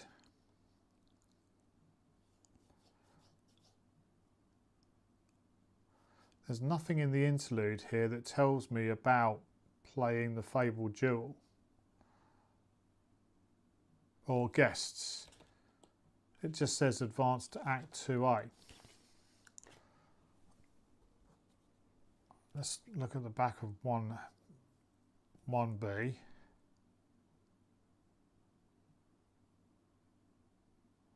Choose one of the set-aside floor locations at random and put it into play directly above the lobby. For the rest of the game, that location is collected to the lobby and vice versa. Put the other 2 set-aside locations into play in a row to the right of the previously placed second floor location. Put the set-aside rival card story into play next to the agenda, rival side face up, and follow its setup test. Then read the Fabled Jewel.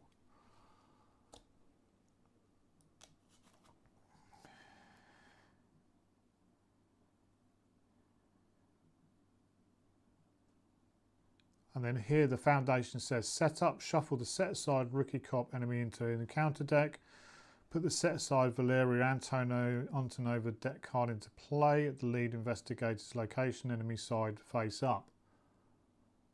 If Valeria Antonova is at your location, test fight parley 3. If you succeed, place one of your clues on this story card. Doesn't say anything about setting any guests up.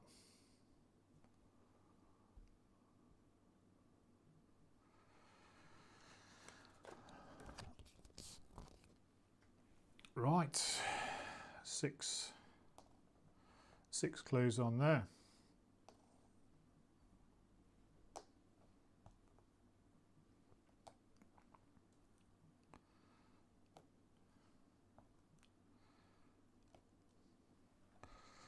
And that's it for Agnes.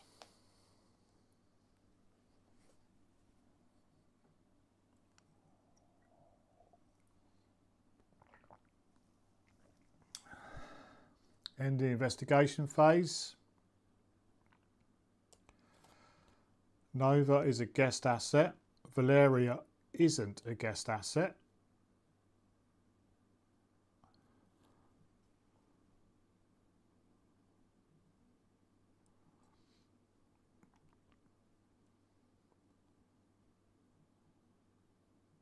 She should have moved.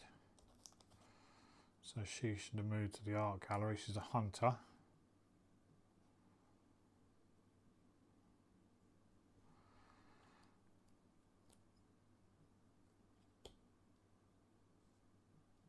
So she gets turned face up, or the other one gets spellbound.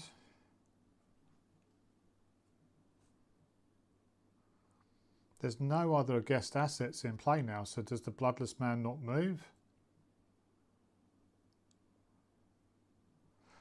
These are guests still. These are guests.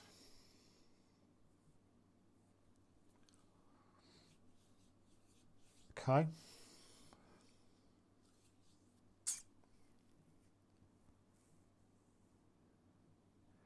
So the Pale Lantern and the Bloodless Man is going to move to the lobby where Daisy is. But he's still aloof, so he doesn't engage.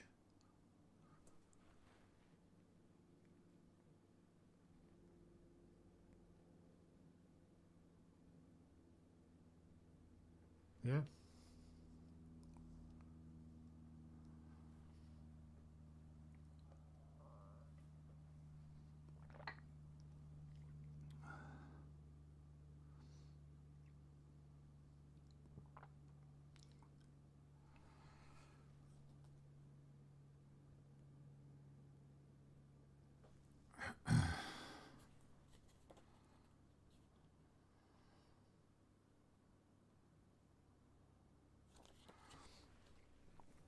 Okay, upkeep phase. Go back to 0 actions. We ready everything. We gain a resource. We draw a card. We've got an uncanny specimen, and we've got a sword cane.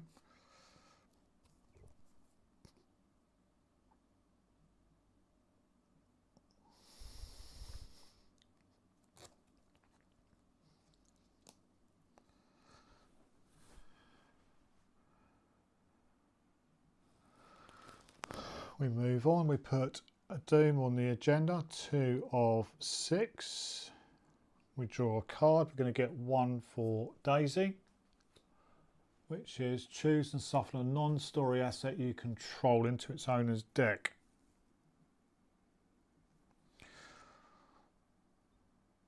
Well, let's choose the uncanny specimen. Actually, no. Let's choose the Grim Memoir.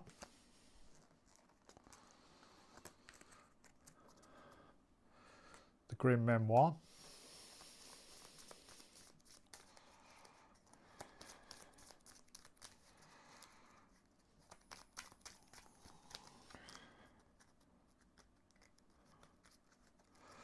discarding 3 cards. Old Book of Law, Solano Fragments, Silver Twilight Acolyte. Very nice.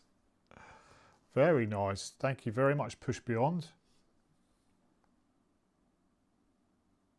That doesn't come into play, does it? Because it's discarded. That's the way I'm playing it. It's been a while since I played Arkham Horror. If I played that wrong, my apologies. Agnes is getting another little fighter, Lantern Club member. Spend 1 resource to parlay, automatically evade this enemy. You may spend 2 additional resources to discard it instead. 3 fight, 2 health. I need to remember that Agnes has got that. We ready up Daisy, and we ready up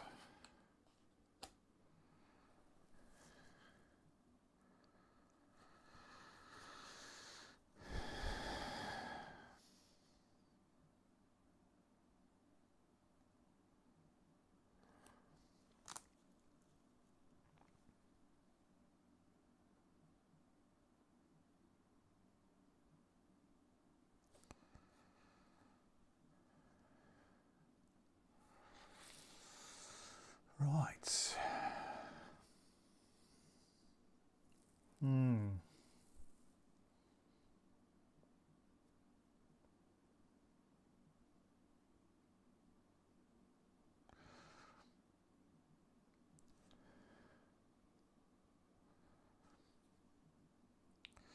Daisy's going to investigate. 2 versus 5. 2 versus 5. Let's see what we get. No, remembering we've got Uncanny Specimen. 2 versus 5. -1. You get the clue. That was her first action. Second action is to move across to the parlour. Third action, we're going to try and sense the Jewel's presence. Discard the top card of the encounter deck. So get rid of that. I need to start doing that because it's right down the bottom. I've got 6 clues now. So that's Daisy done. That was her third action. First action from Agnes is to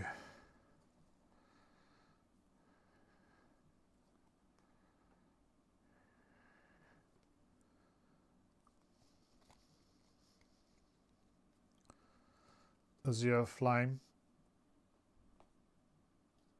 the Lantern Club member.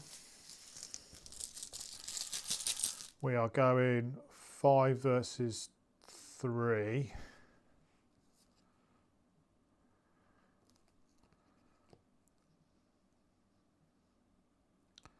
Six versus 3.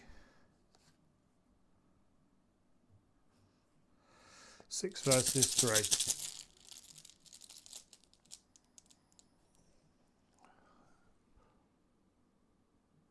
Minus X, where X is the number of guest assets, your location, 1. So we pass. So that does 2 damage to the Lantern Club member. That was my first action.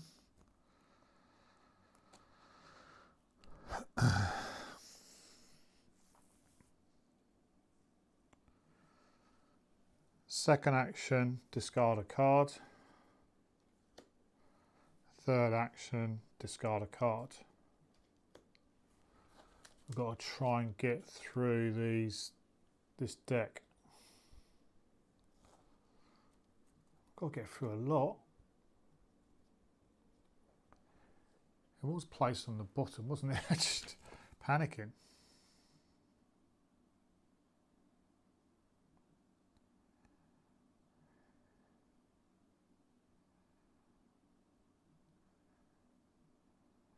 Yeah, on the bottom. Oops.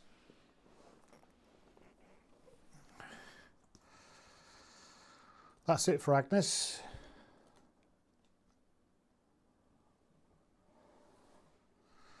that's it for Agnes.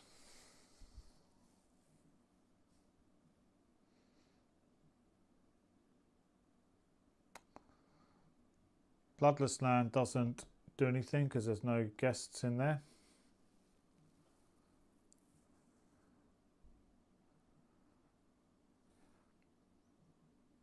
We killed the other enemies. Oh, Valeria's going to move. She's a hunter, so she's going to move to the lobby with the Bloodless Man.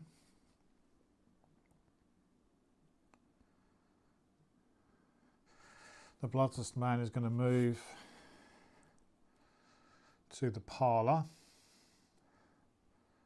with Daisy.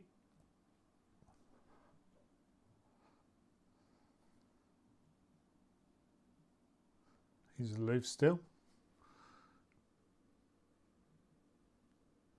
I think I've got this nagging feeling I'm doing something wrong. It's in the back of my head, like I'm missing something, but I've been through it all. Okay, we reset our actions.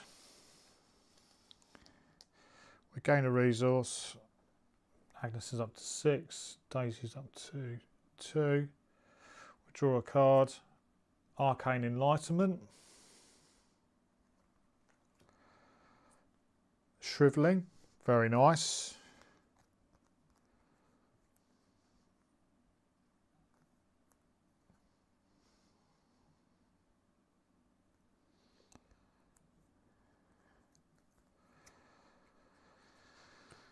Okay.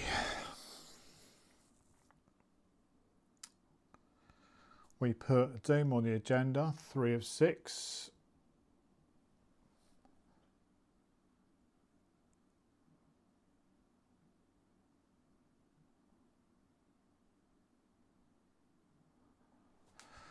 So this might be what I'm missing here. If the current agenda is 2A or 3A, spend 2 resources. Somebody is fashionably late. Reveal the top card of the guest deck and put it into play at this location.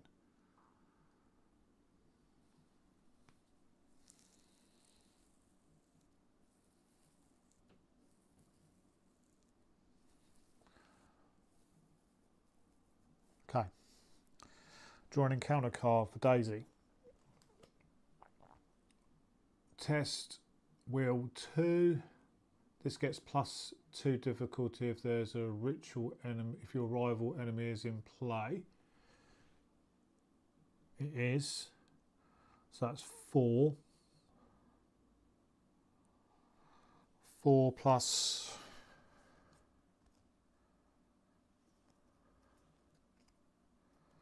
Oh, what's going on here? Sorry, that's not my deck. That's down here. I'm 2.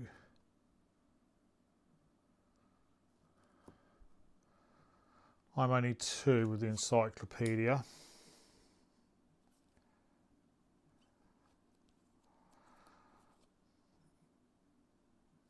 Four to add in arcane enlightenment. 4 versus 2.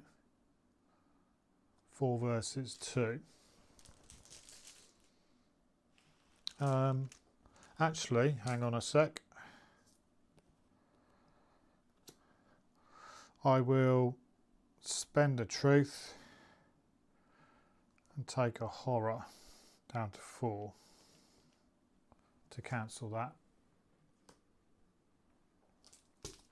through Raymond.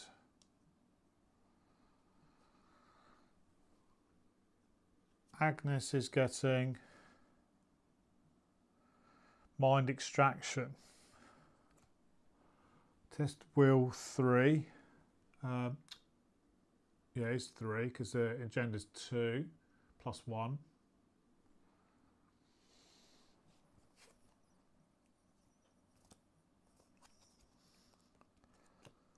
Okay. 3 versus 5. 3 versus 5.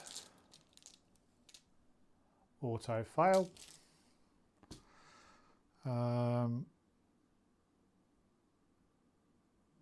Take 2 horror. We'll put the 2 onto Carl. He's got 3. No, 1 and 1. 1 on Claire, 1 on Carl. That's it for mind extraction. Right.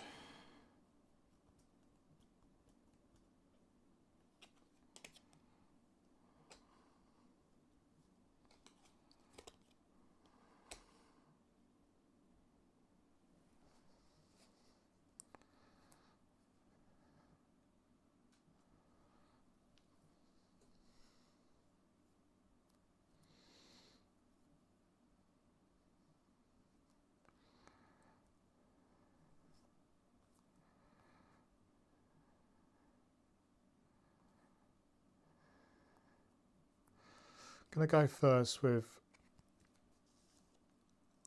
Agnes. First action is to clairvoyance.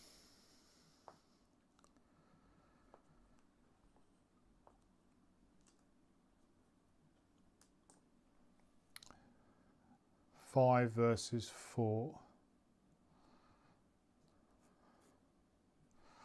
5 versus 4.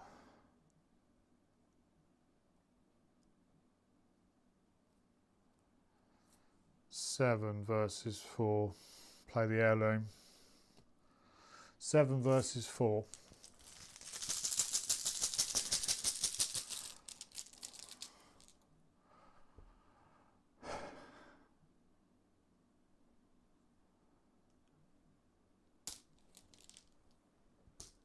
Seven versus 4, we lose.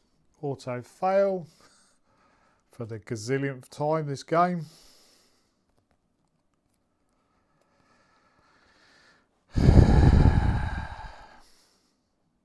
Second action, I'm going to pay 3, down to 3, to play a shrivelling, replacing the clairvoyance. Oops.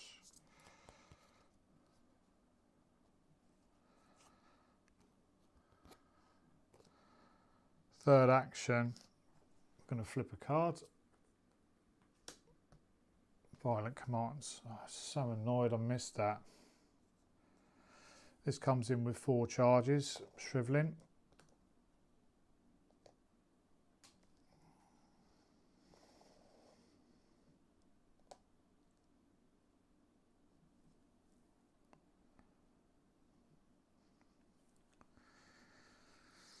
That's it for Agnes.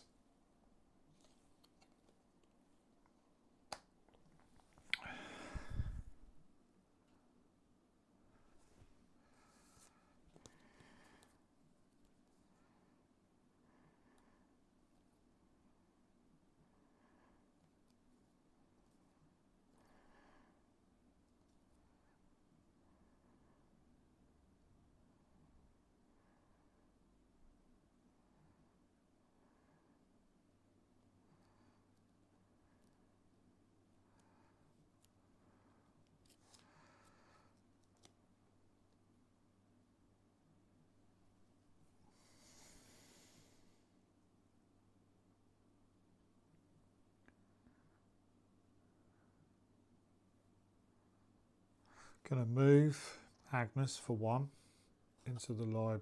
Let's go across to the second floor room, into the bedroom. Choose an enemy at any second floor location. Fight. You may use agility instead of your fight for this attack. If you succeed, you may spend 1 clue for this attack to deal +2 damage. Nice. Comes in with 4 clues on it.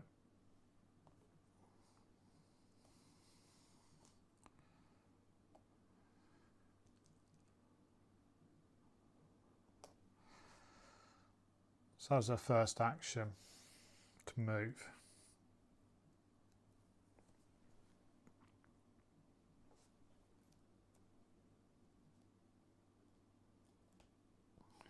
God, not enough space.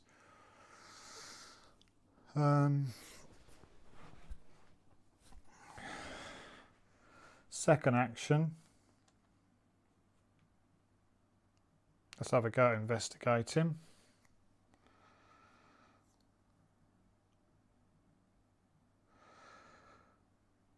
5 against 3. let's make that 8 against 3.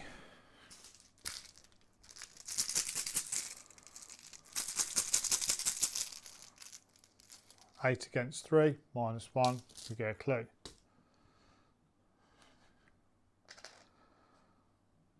Third action, we're going to discard this card. That's Daisy done.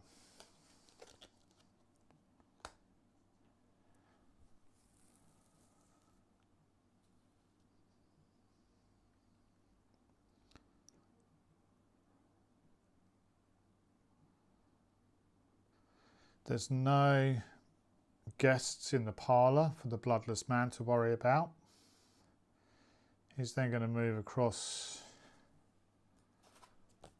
to, well, Valeria's going to move across to Daisy, and let's say the bloodless man's going to go across to Agnes. Other way round. Valeria's going to Agnes and the bloodless man is going to Daisy.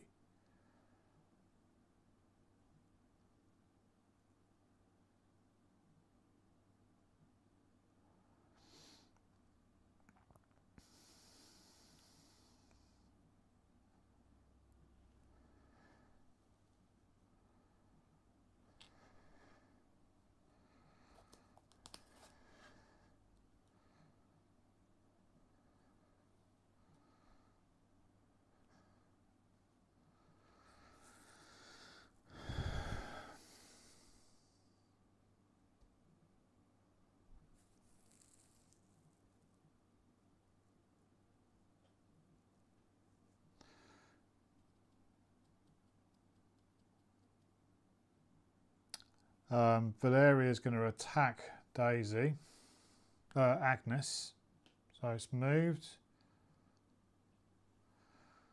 and then each engaged enemy, so she becomes engaged with Agnes.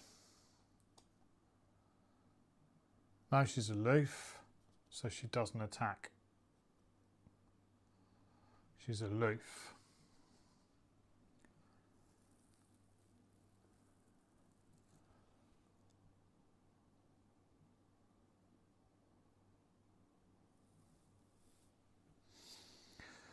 We reset our actions. We go back to 0. We gain a resource, up to 4, up to 3. We draw a card. We're going to get a Holy Rosary. We're going to get an Azure Flame, handy.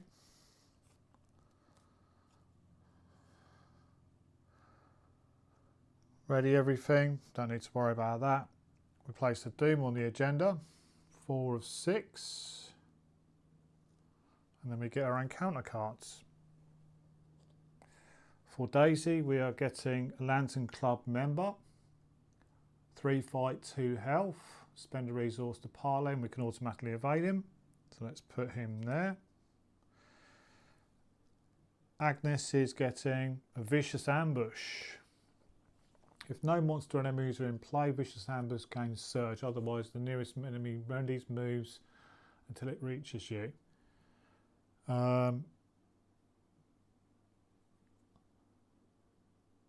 monster enemies. Lantern Club monster is not a monster enemy, nor are the other two. So let's get Surge.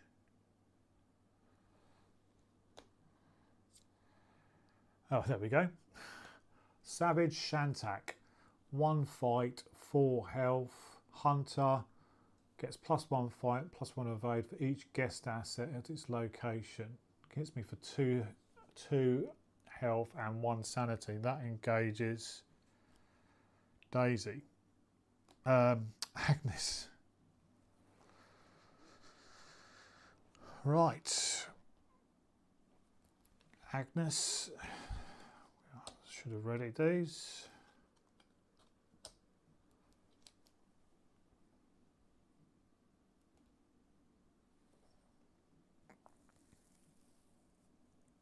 So we've both got monsters and people to think about. Now Daisy really hasn't got a lot of choice.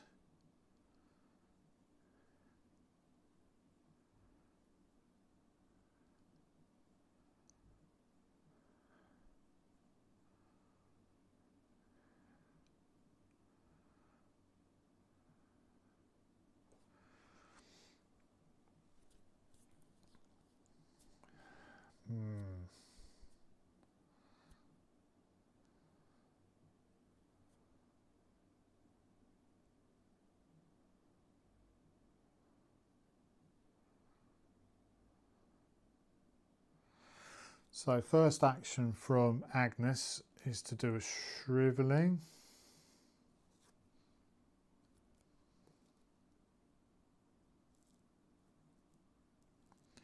No, it's to do an azure flame.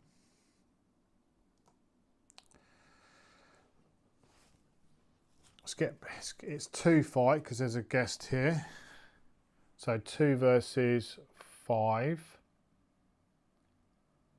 6 because of Carl. 6 versus 2, we'll take that. 6 versus 2.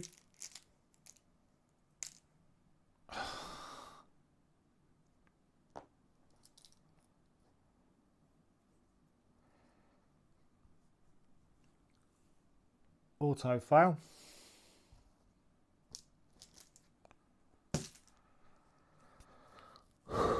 That was first action. Second action, we'll do the shrivelling. 6 versus 2.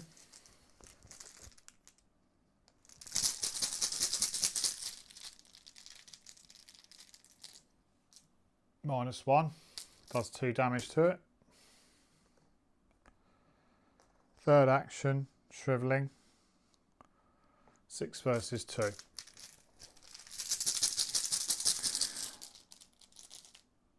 -2. We get it.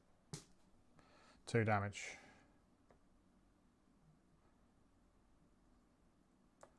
We didn't draw any symbols, so we don't have to take any damage. That's all of Agnes's actions done.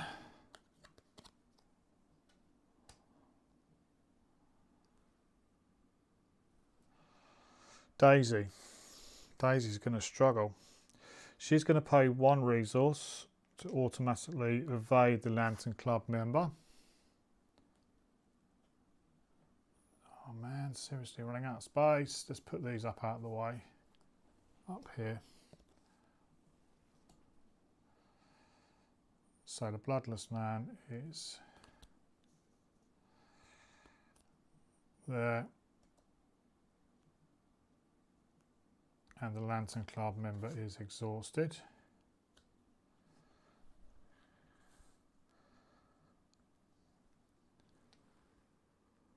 That was an action to do that. So that was her first action. Second action is to move back to the parlour. Third action to move back to the lobby. I'm thinking about coming down into here. See what's in there. That's it.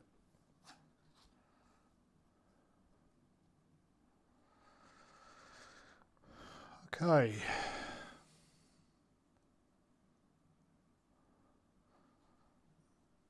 Bloodless Man, there's nothing in there we need to worry about. There's no guest he's doing, but he is going to move back to the parlour. Actually, he wouldn't. He would move into the library with Agnes and Valeria because Agnes has got a guest on her.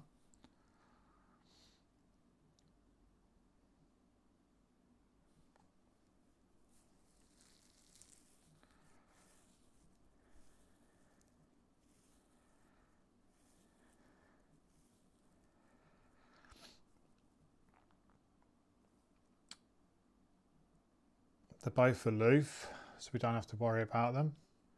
We go to that, reset any actions into the upkeep phase. We get our actions back. We ready any cards up. Lantern Club member readies. We go into resource, back to 3, back to 5. We draw a card. Daisy's going to get Arcane Enlightenment. Agnes is going to get Arcane Initiate.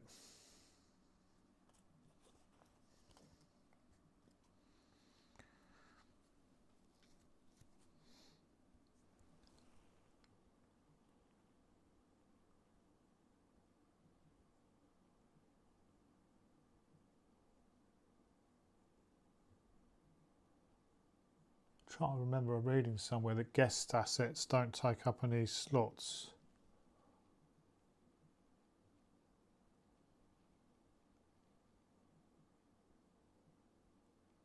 Did I read that somewhere?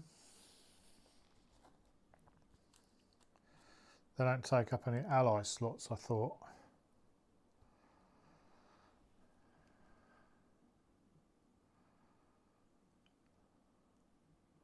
Am I going mad?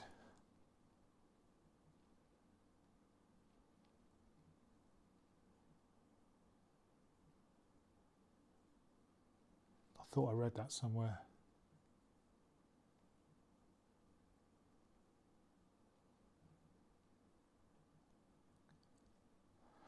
Did I read that somewhere?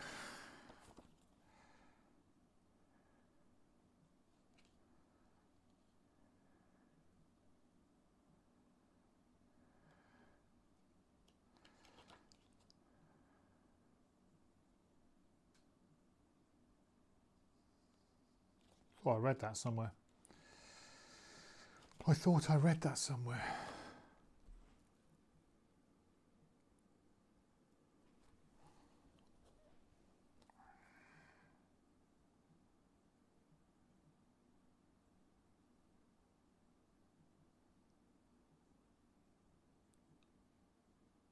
Yeah, guest assets. Yeah, sorry, top of the thing. Guest assets do not take many ally songs. I thought I was going mad. Okay. We put one onto the agenda, so 5 of 6. We draw an encounter card for Daisy. Vicious ambush. There's no monsters in play. We managed to kill it, so it gets surge. We get enraged Gug. It's for Daisy. 3, 3, and 2. Aloof. Oh no, alert Hunter. Hunter dealt. Horror dealt by this enemy must be assigned to guest assets you control. 3 health. Ooh, okay.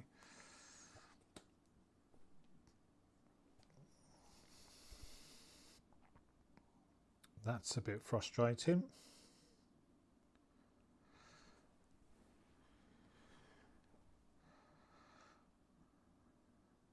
Can't cancel that one. And then for Agnes, interrogate. Test will 2. Will 2, you say? 5. I don't really want to be taking any more damage, so let's make that 6. 7. 7 versus 2. 7 versus 2.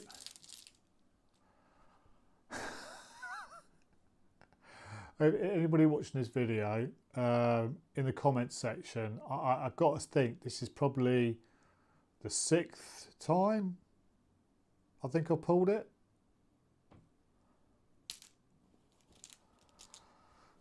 I take 2 damage. I can't put it on Claire, or I don't want to put it on Claire.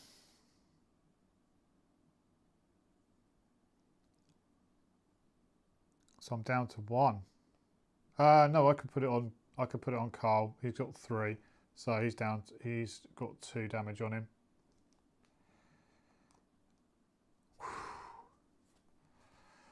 Blimey, blimey O'Reilly.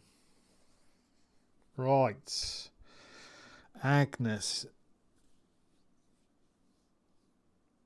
1, 2.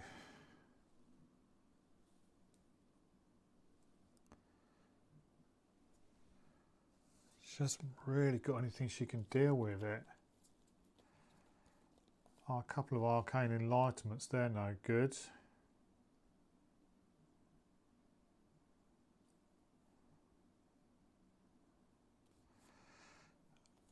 Where's me? I've got a plan.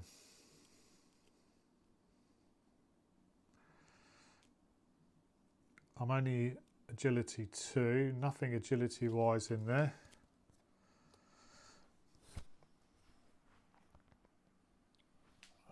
ready up. I should be ready.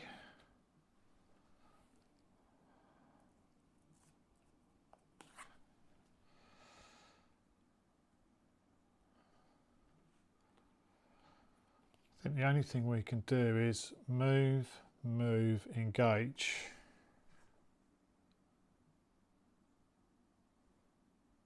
Ready for the next turn.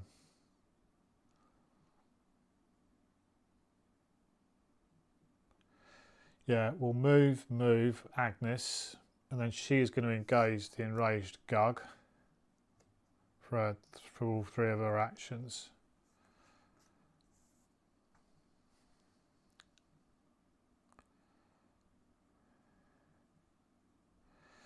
Daisy is going to move down into the lantern chamber. She's going to take a horror to do that, so she's down to 3. No, she'll stay at 4. Sorry, yeah, 4. And she'll put the horror onto the art student, and then she'll go into the lantern club. 5 shroud, 4 clues on it.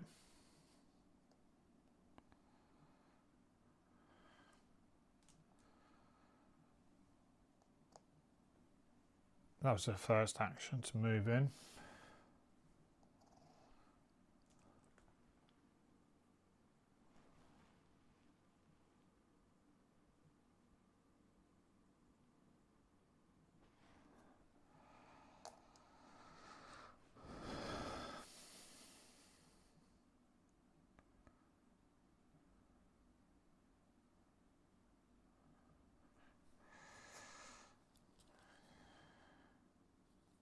Nothing to play. Well, she could play the Holy Rosary for 2, taking her down to 1. The Holy Rosary gives her 6. That was her second action.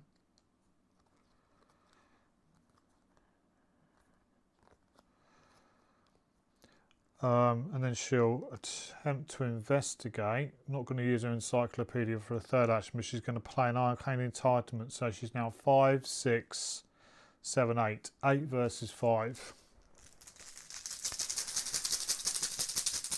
8 versus 5, minus 2. We get 1.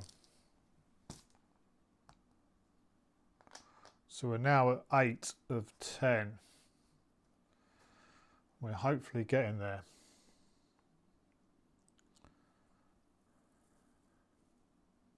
That's it for Daisy.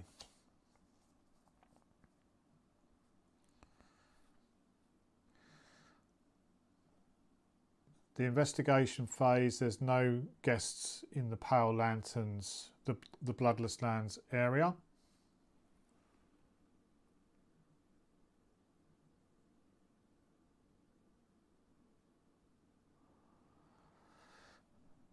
He's going to move to the lobby. Valeria is going to move, no, to the parlour.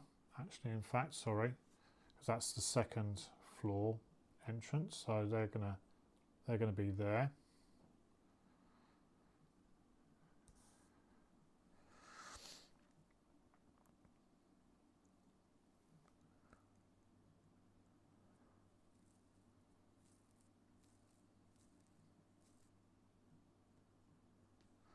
That's it. We reset our actions.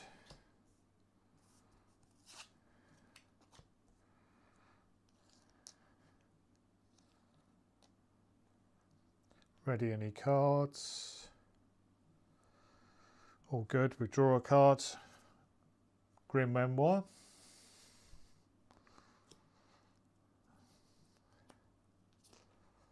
Dark Memory. Advance. Place 1 doom on the current agenda. Which we do. This can cause the agenda to advance.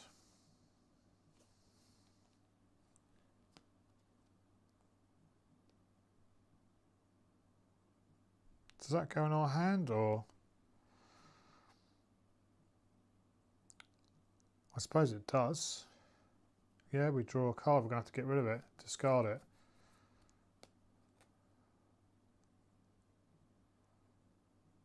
I can't just discard it. Yeah, I'm going to say. Place one doom on the agenda. This effect can cause the agenda to go, which it does. Let's see what happens.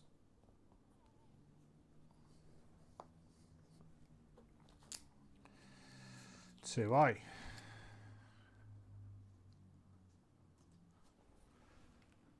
If the bloodless man silent lurker is in play, which he is, you turn around to see the bloodless man striding towards you with murderous intent. Before you can react, the imposing figure staggers, then falls face first onto the red carpet. Moments later, a sharp sound of ripping cloth breaks the silence. Glistening appendages erupt from the bloodless man's torn suit and limbs, blossoming into a grotesque amalgam of flesh and writhing tentacles. Your stomach turns as the creature's bone-white mask stares down at you, set in a maw of nightmarish limbs and gnarlish fangs. Flip the bloodless man's silent lurker to his unleashed side. Oh God, that sounds absolutely delightful.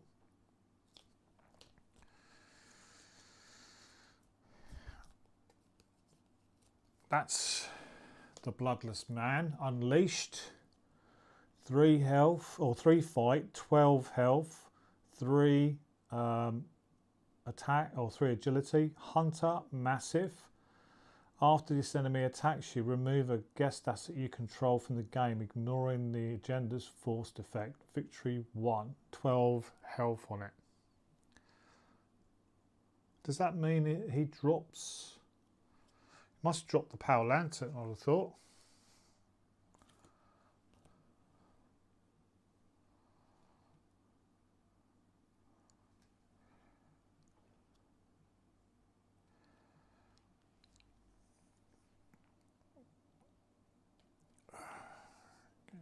Getting confused here with what. So those are there, that's there. And then a killer party.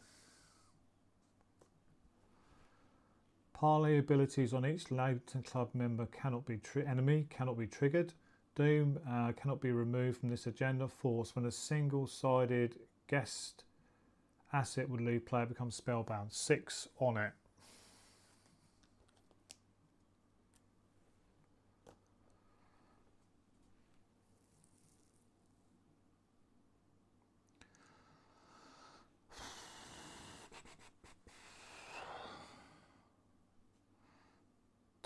Health. 2 hits. Yeah, can't take many hits. Can't take many hits.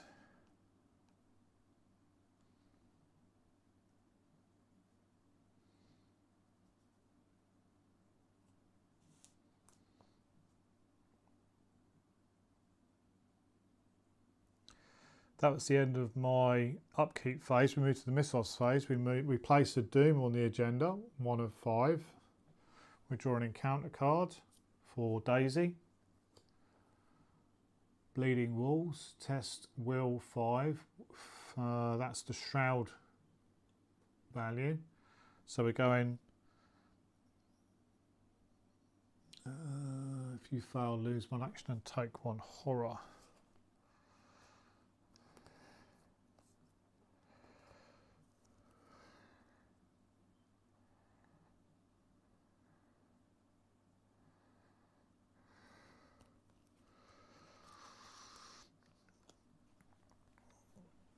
Sure. 5 versus 5 versus 5, 6,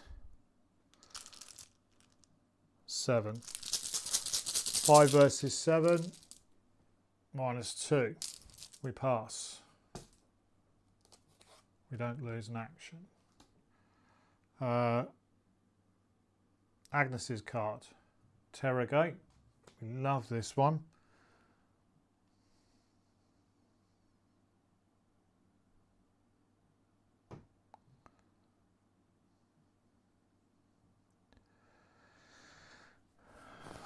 5, 6, 6. That's all I've got, I think. 6. I can't do anything there. So 6 versus 2.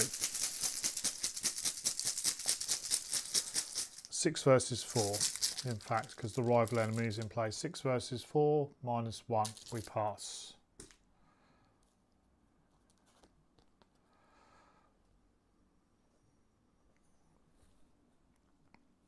We've got 8 on us. We need to try and find the. We need to try and find the jewel.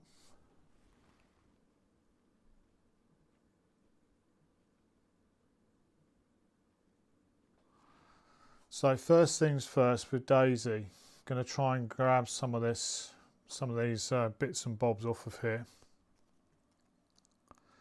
So first action is going to spend the encyclopedia and tap it to give us +2 to the skill of my choice till the end of the phase. Obviously we're going to go with intellect. So we are 7 versus 5.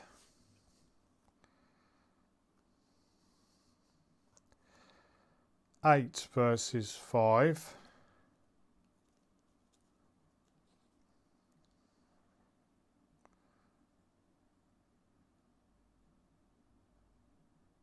Actually, I'll do my once per game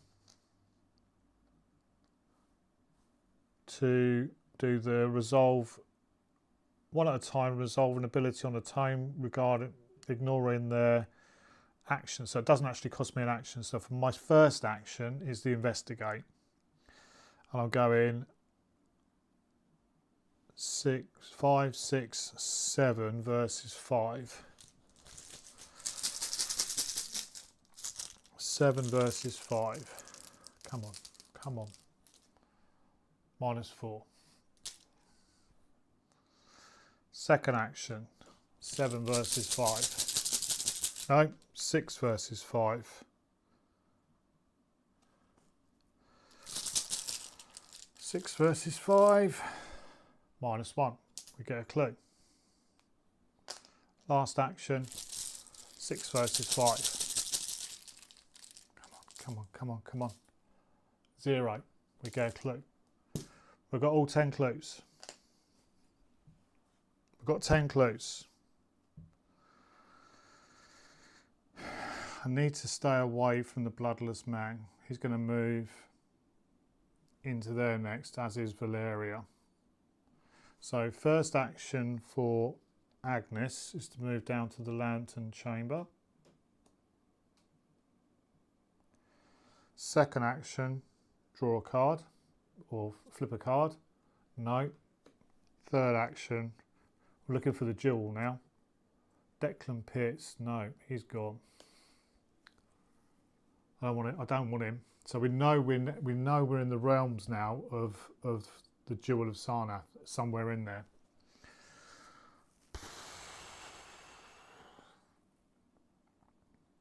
That's it. That's it. I think the pale lantern is dropped. I can't see the bloodless man with all these bits and bobs taking that there. Or is it? I suppose it still is.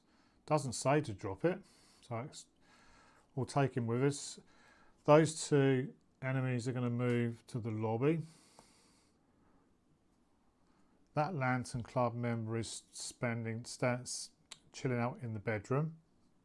Ah, forgot about the engaged Gug.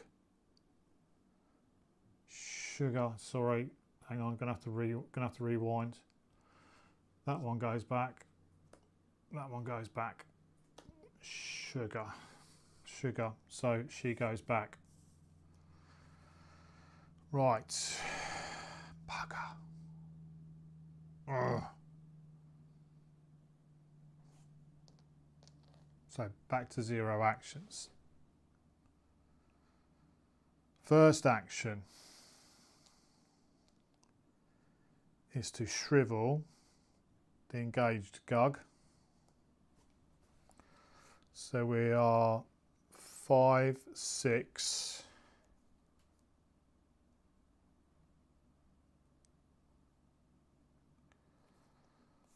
I'm 6. That's all I am. Nothing that I can do there. I can't commit cards because nothing will work. So it's 6 versus 3. 6 versus 3 for shriveling, -1. Does 2 damage. Second action, shriveling.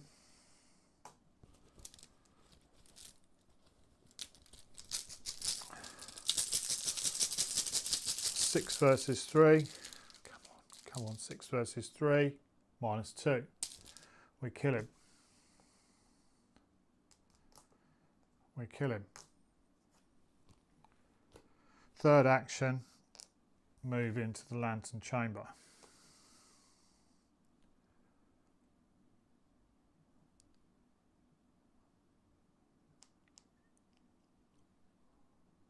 Oh, 6, that'd be 6. Okay, then we would move those across into the lobby.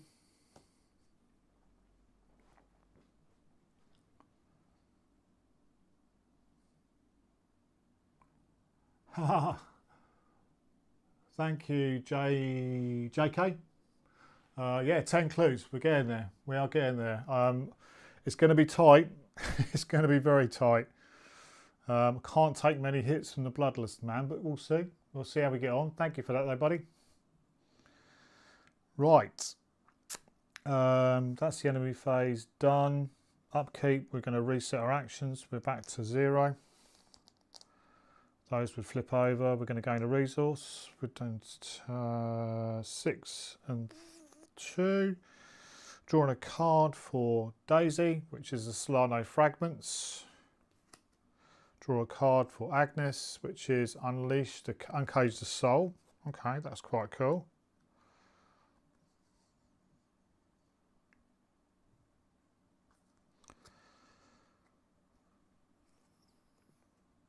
And ready everything. We check our hand size, we're all good. 3 there, 4 there. We have to reveal this at the end of our turn to take 2 horror. Down to 4. 1, 2. It's going to be tight. It's going to be tight.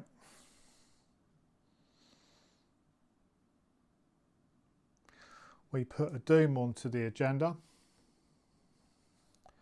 Daisy's going to draw a card, which is Secret Door. Attached to the location with the most investigators and without a secret door, investigators cannot leave this location. Test in test will 3 or hit it for 3. Well, it's got to be the lantern chamber because that's where both of our investigators are. We can't leave it. And second encounter card for Agnes is Declan Pierce. 2 health, or 2 fight, 2 health, 2 evade. Hunter, he gets +2 health per investigator, so it's 6. And while he's engaged with you, you get 1 fewer actions during your turn. At the end of the enemy phase, if Declan Pierce is ready, heal 1 damage for him. So he becomes engaged with Agnes.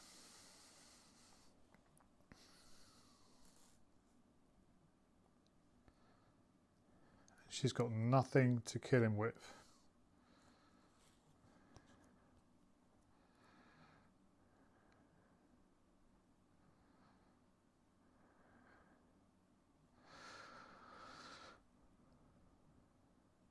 Well,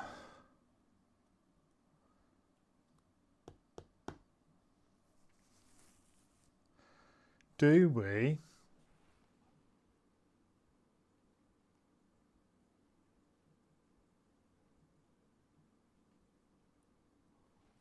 I'm going to go with Daisy first of all.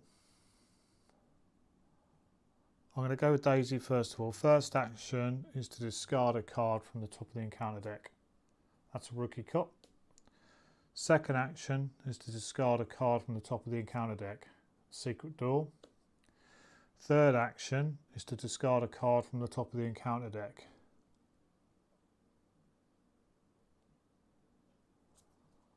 Jewel of Sarnath.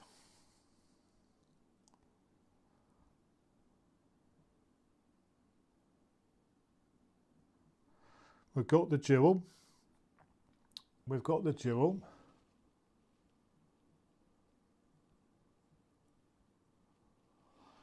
That comes into play. It says put the Jewel of Sarnath into play under your control with 3 damage and 1 doom on it. 3 damage, 1 doom.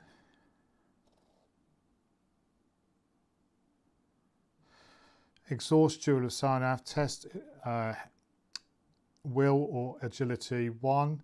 If you succeed, move a token on it to an enemy you control at your location. Right, next things, that's Daisy done. And then we're going to do Agnes.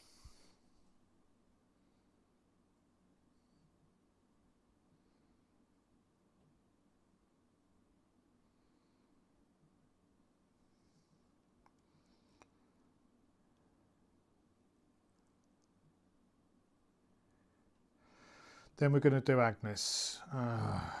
First of all, she's going to pay 2 down to 4 to play her sword cane. Playing sword cane does not provoke attacks of opportunity. That's her first action. I'm not going to be able to kill Declan.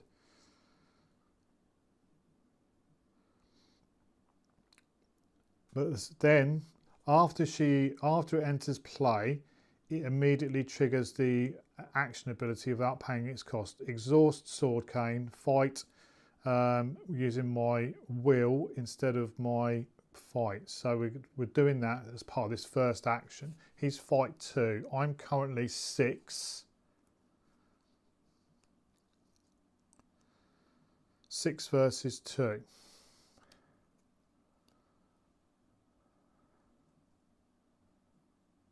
Can't kill him. 6 versus 2. 6 versus 2. That's -3. Still do it. So we do a damage to Declan.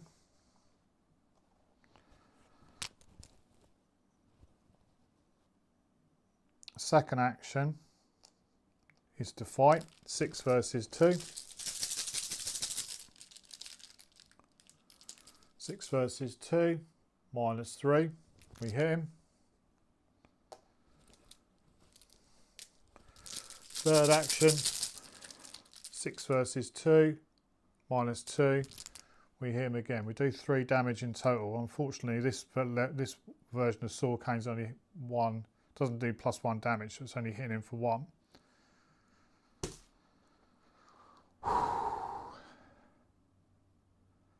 That's it for Agnes.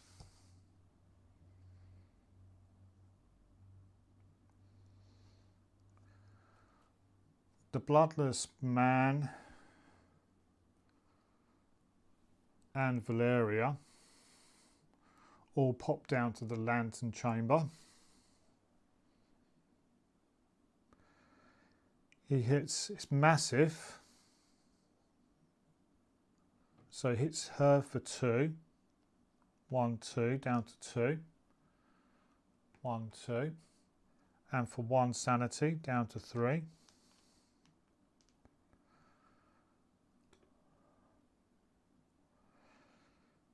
Declan hits Agnes for 2 sanity. And the Bloodless Man hits her for 2 health, down to 1. 1, 2. And 1 sanity, down to 3. Oh, down to 1. think that's right.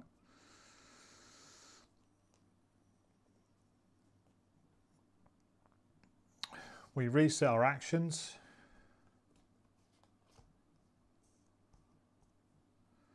We ready all exhausted cards. We draw a card. I've got a plan. There it is. Storm of Spirits. We're going to resource.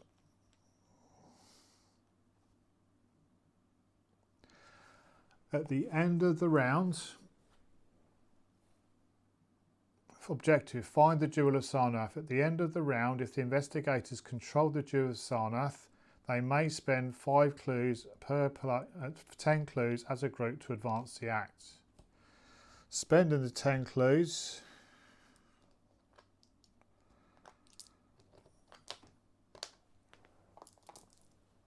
Spending the 10 clues to advance the act.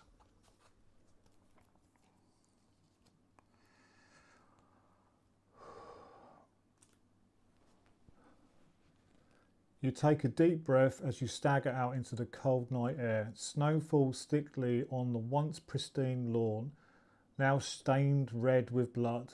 The manor is dead silent behind you. The Jewel of Sarnath pulses with an unearthly light in your palm, and for a moment you feel a balmy breeze, the scent of another place, both familiar and dreamlike. Was the gem worth all of this devastation? Read Resolution 1. Resolution 1. So it says you look up from the jewel to see your contact standing in front of the manor, silhouetted in the moonlight. Each investigator may choose one single-sided guest asset under their control to add to their deck. We don't need to worry about that. It's not a side story. And then we sided with the Silver Twilight Lodge. We're going to read Resolution 5. Resolution 5. I don't care what it takes. I want that jewel and I want it now. Carl Sanford sees at his lackeys. As you listen to the patriarch execrate his associates, you think back to the events of the evening. Although you had resolved to help the lodge, is the world truly safer with the jewel in their possession? Rather than return it to Sanford, you pocket the jewel and slip away into the evening. You are the only one who can tempt its power.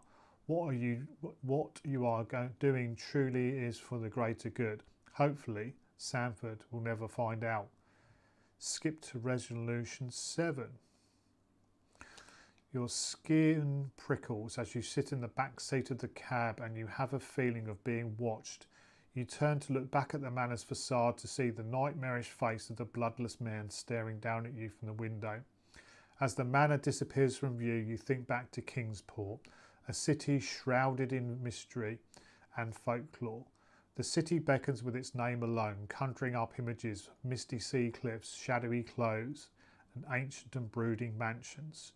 For generations, stories of inexplicable phenomenon, strange dreams and haunting legends have plagued Kingsport. After tonight's events, you can finally understand why. And there we go. That is it. I'm not going to worry about doing the end of game scoring. This was just a bit of fun just to test the decks out. Wow, that was there's a lot going on. There's a lot going on. Thoughts. Decks work pretty well, I think. I think what really hindered me in that game is most of the way through, I just couldn't understand. These haven't been used at all. I don't know whether I've missed something. I've been over stuff a couple of times, and please, in the comments below, if you've got any idea of what I've missed. I thought I should have put some guests in when these came in, but clearly there's nowhere that tells me to do that. But we won. We managed it, and quite fittingly, it was sort of like a real sort of Act 3 type of ending in the lantern chamber, in the sort of basement, and our leader was in there, the bloodless man that had transformed into this hideous thing was there, and you could just imagine sort of Agnes and Daisy finding the jewel finally, and wishing their way out of there, and that's what's happened. So really fitting end. But hope you enjoyed this 3 hours and 20 minutes live stream. If you want me to do some more live streams, there'll be some more coming up. I'm just going to sort of do sort of random stuff really, and see where we go. But anyway, that is it for me talking. I've been talking enough. But if you like what I'm doing, I'd really appreciate a subscription, and please comment. Give me some shout outs and let me know what I've done wrong, what you thought of the game, what you think of Midwinter Gala as a playthrough. I thought this map was going to work quite nicely, but I think for other it's quite crowded, so I might have to look at something different for future games, because 2-player on this is quite busy. Anyway, that's it for me.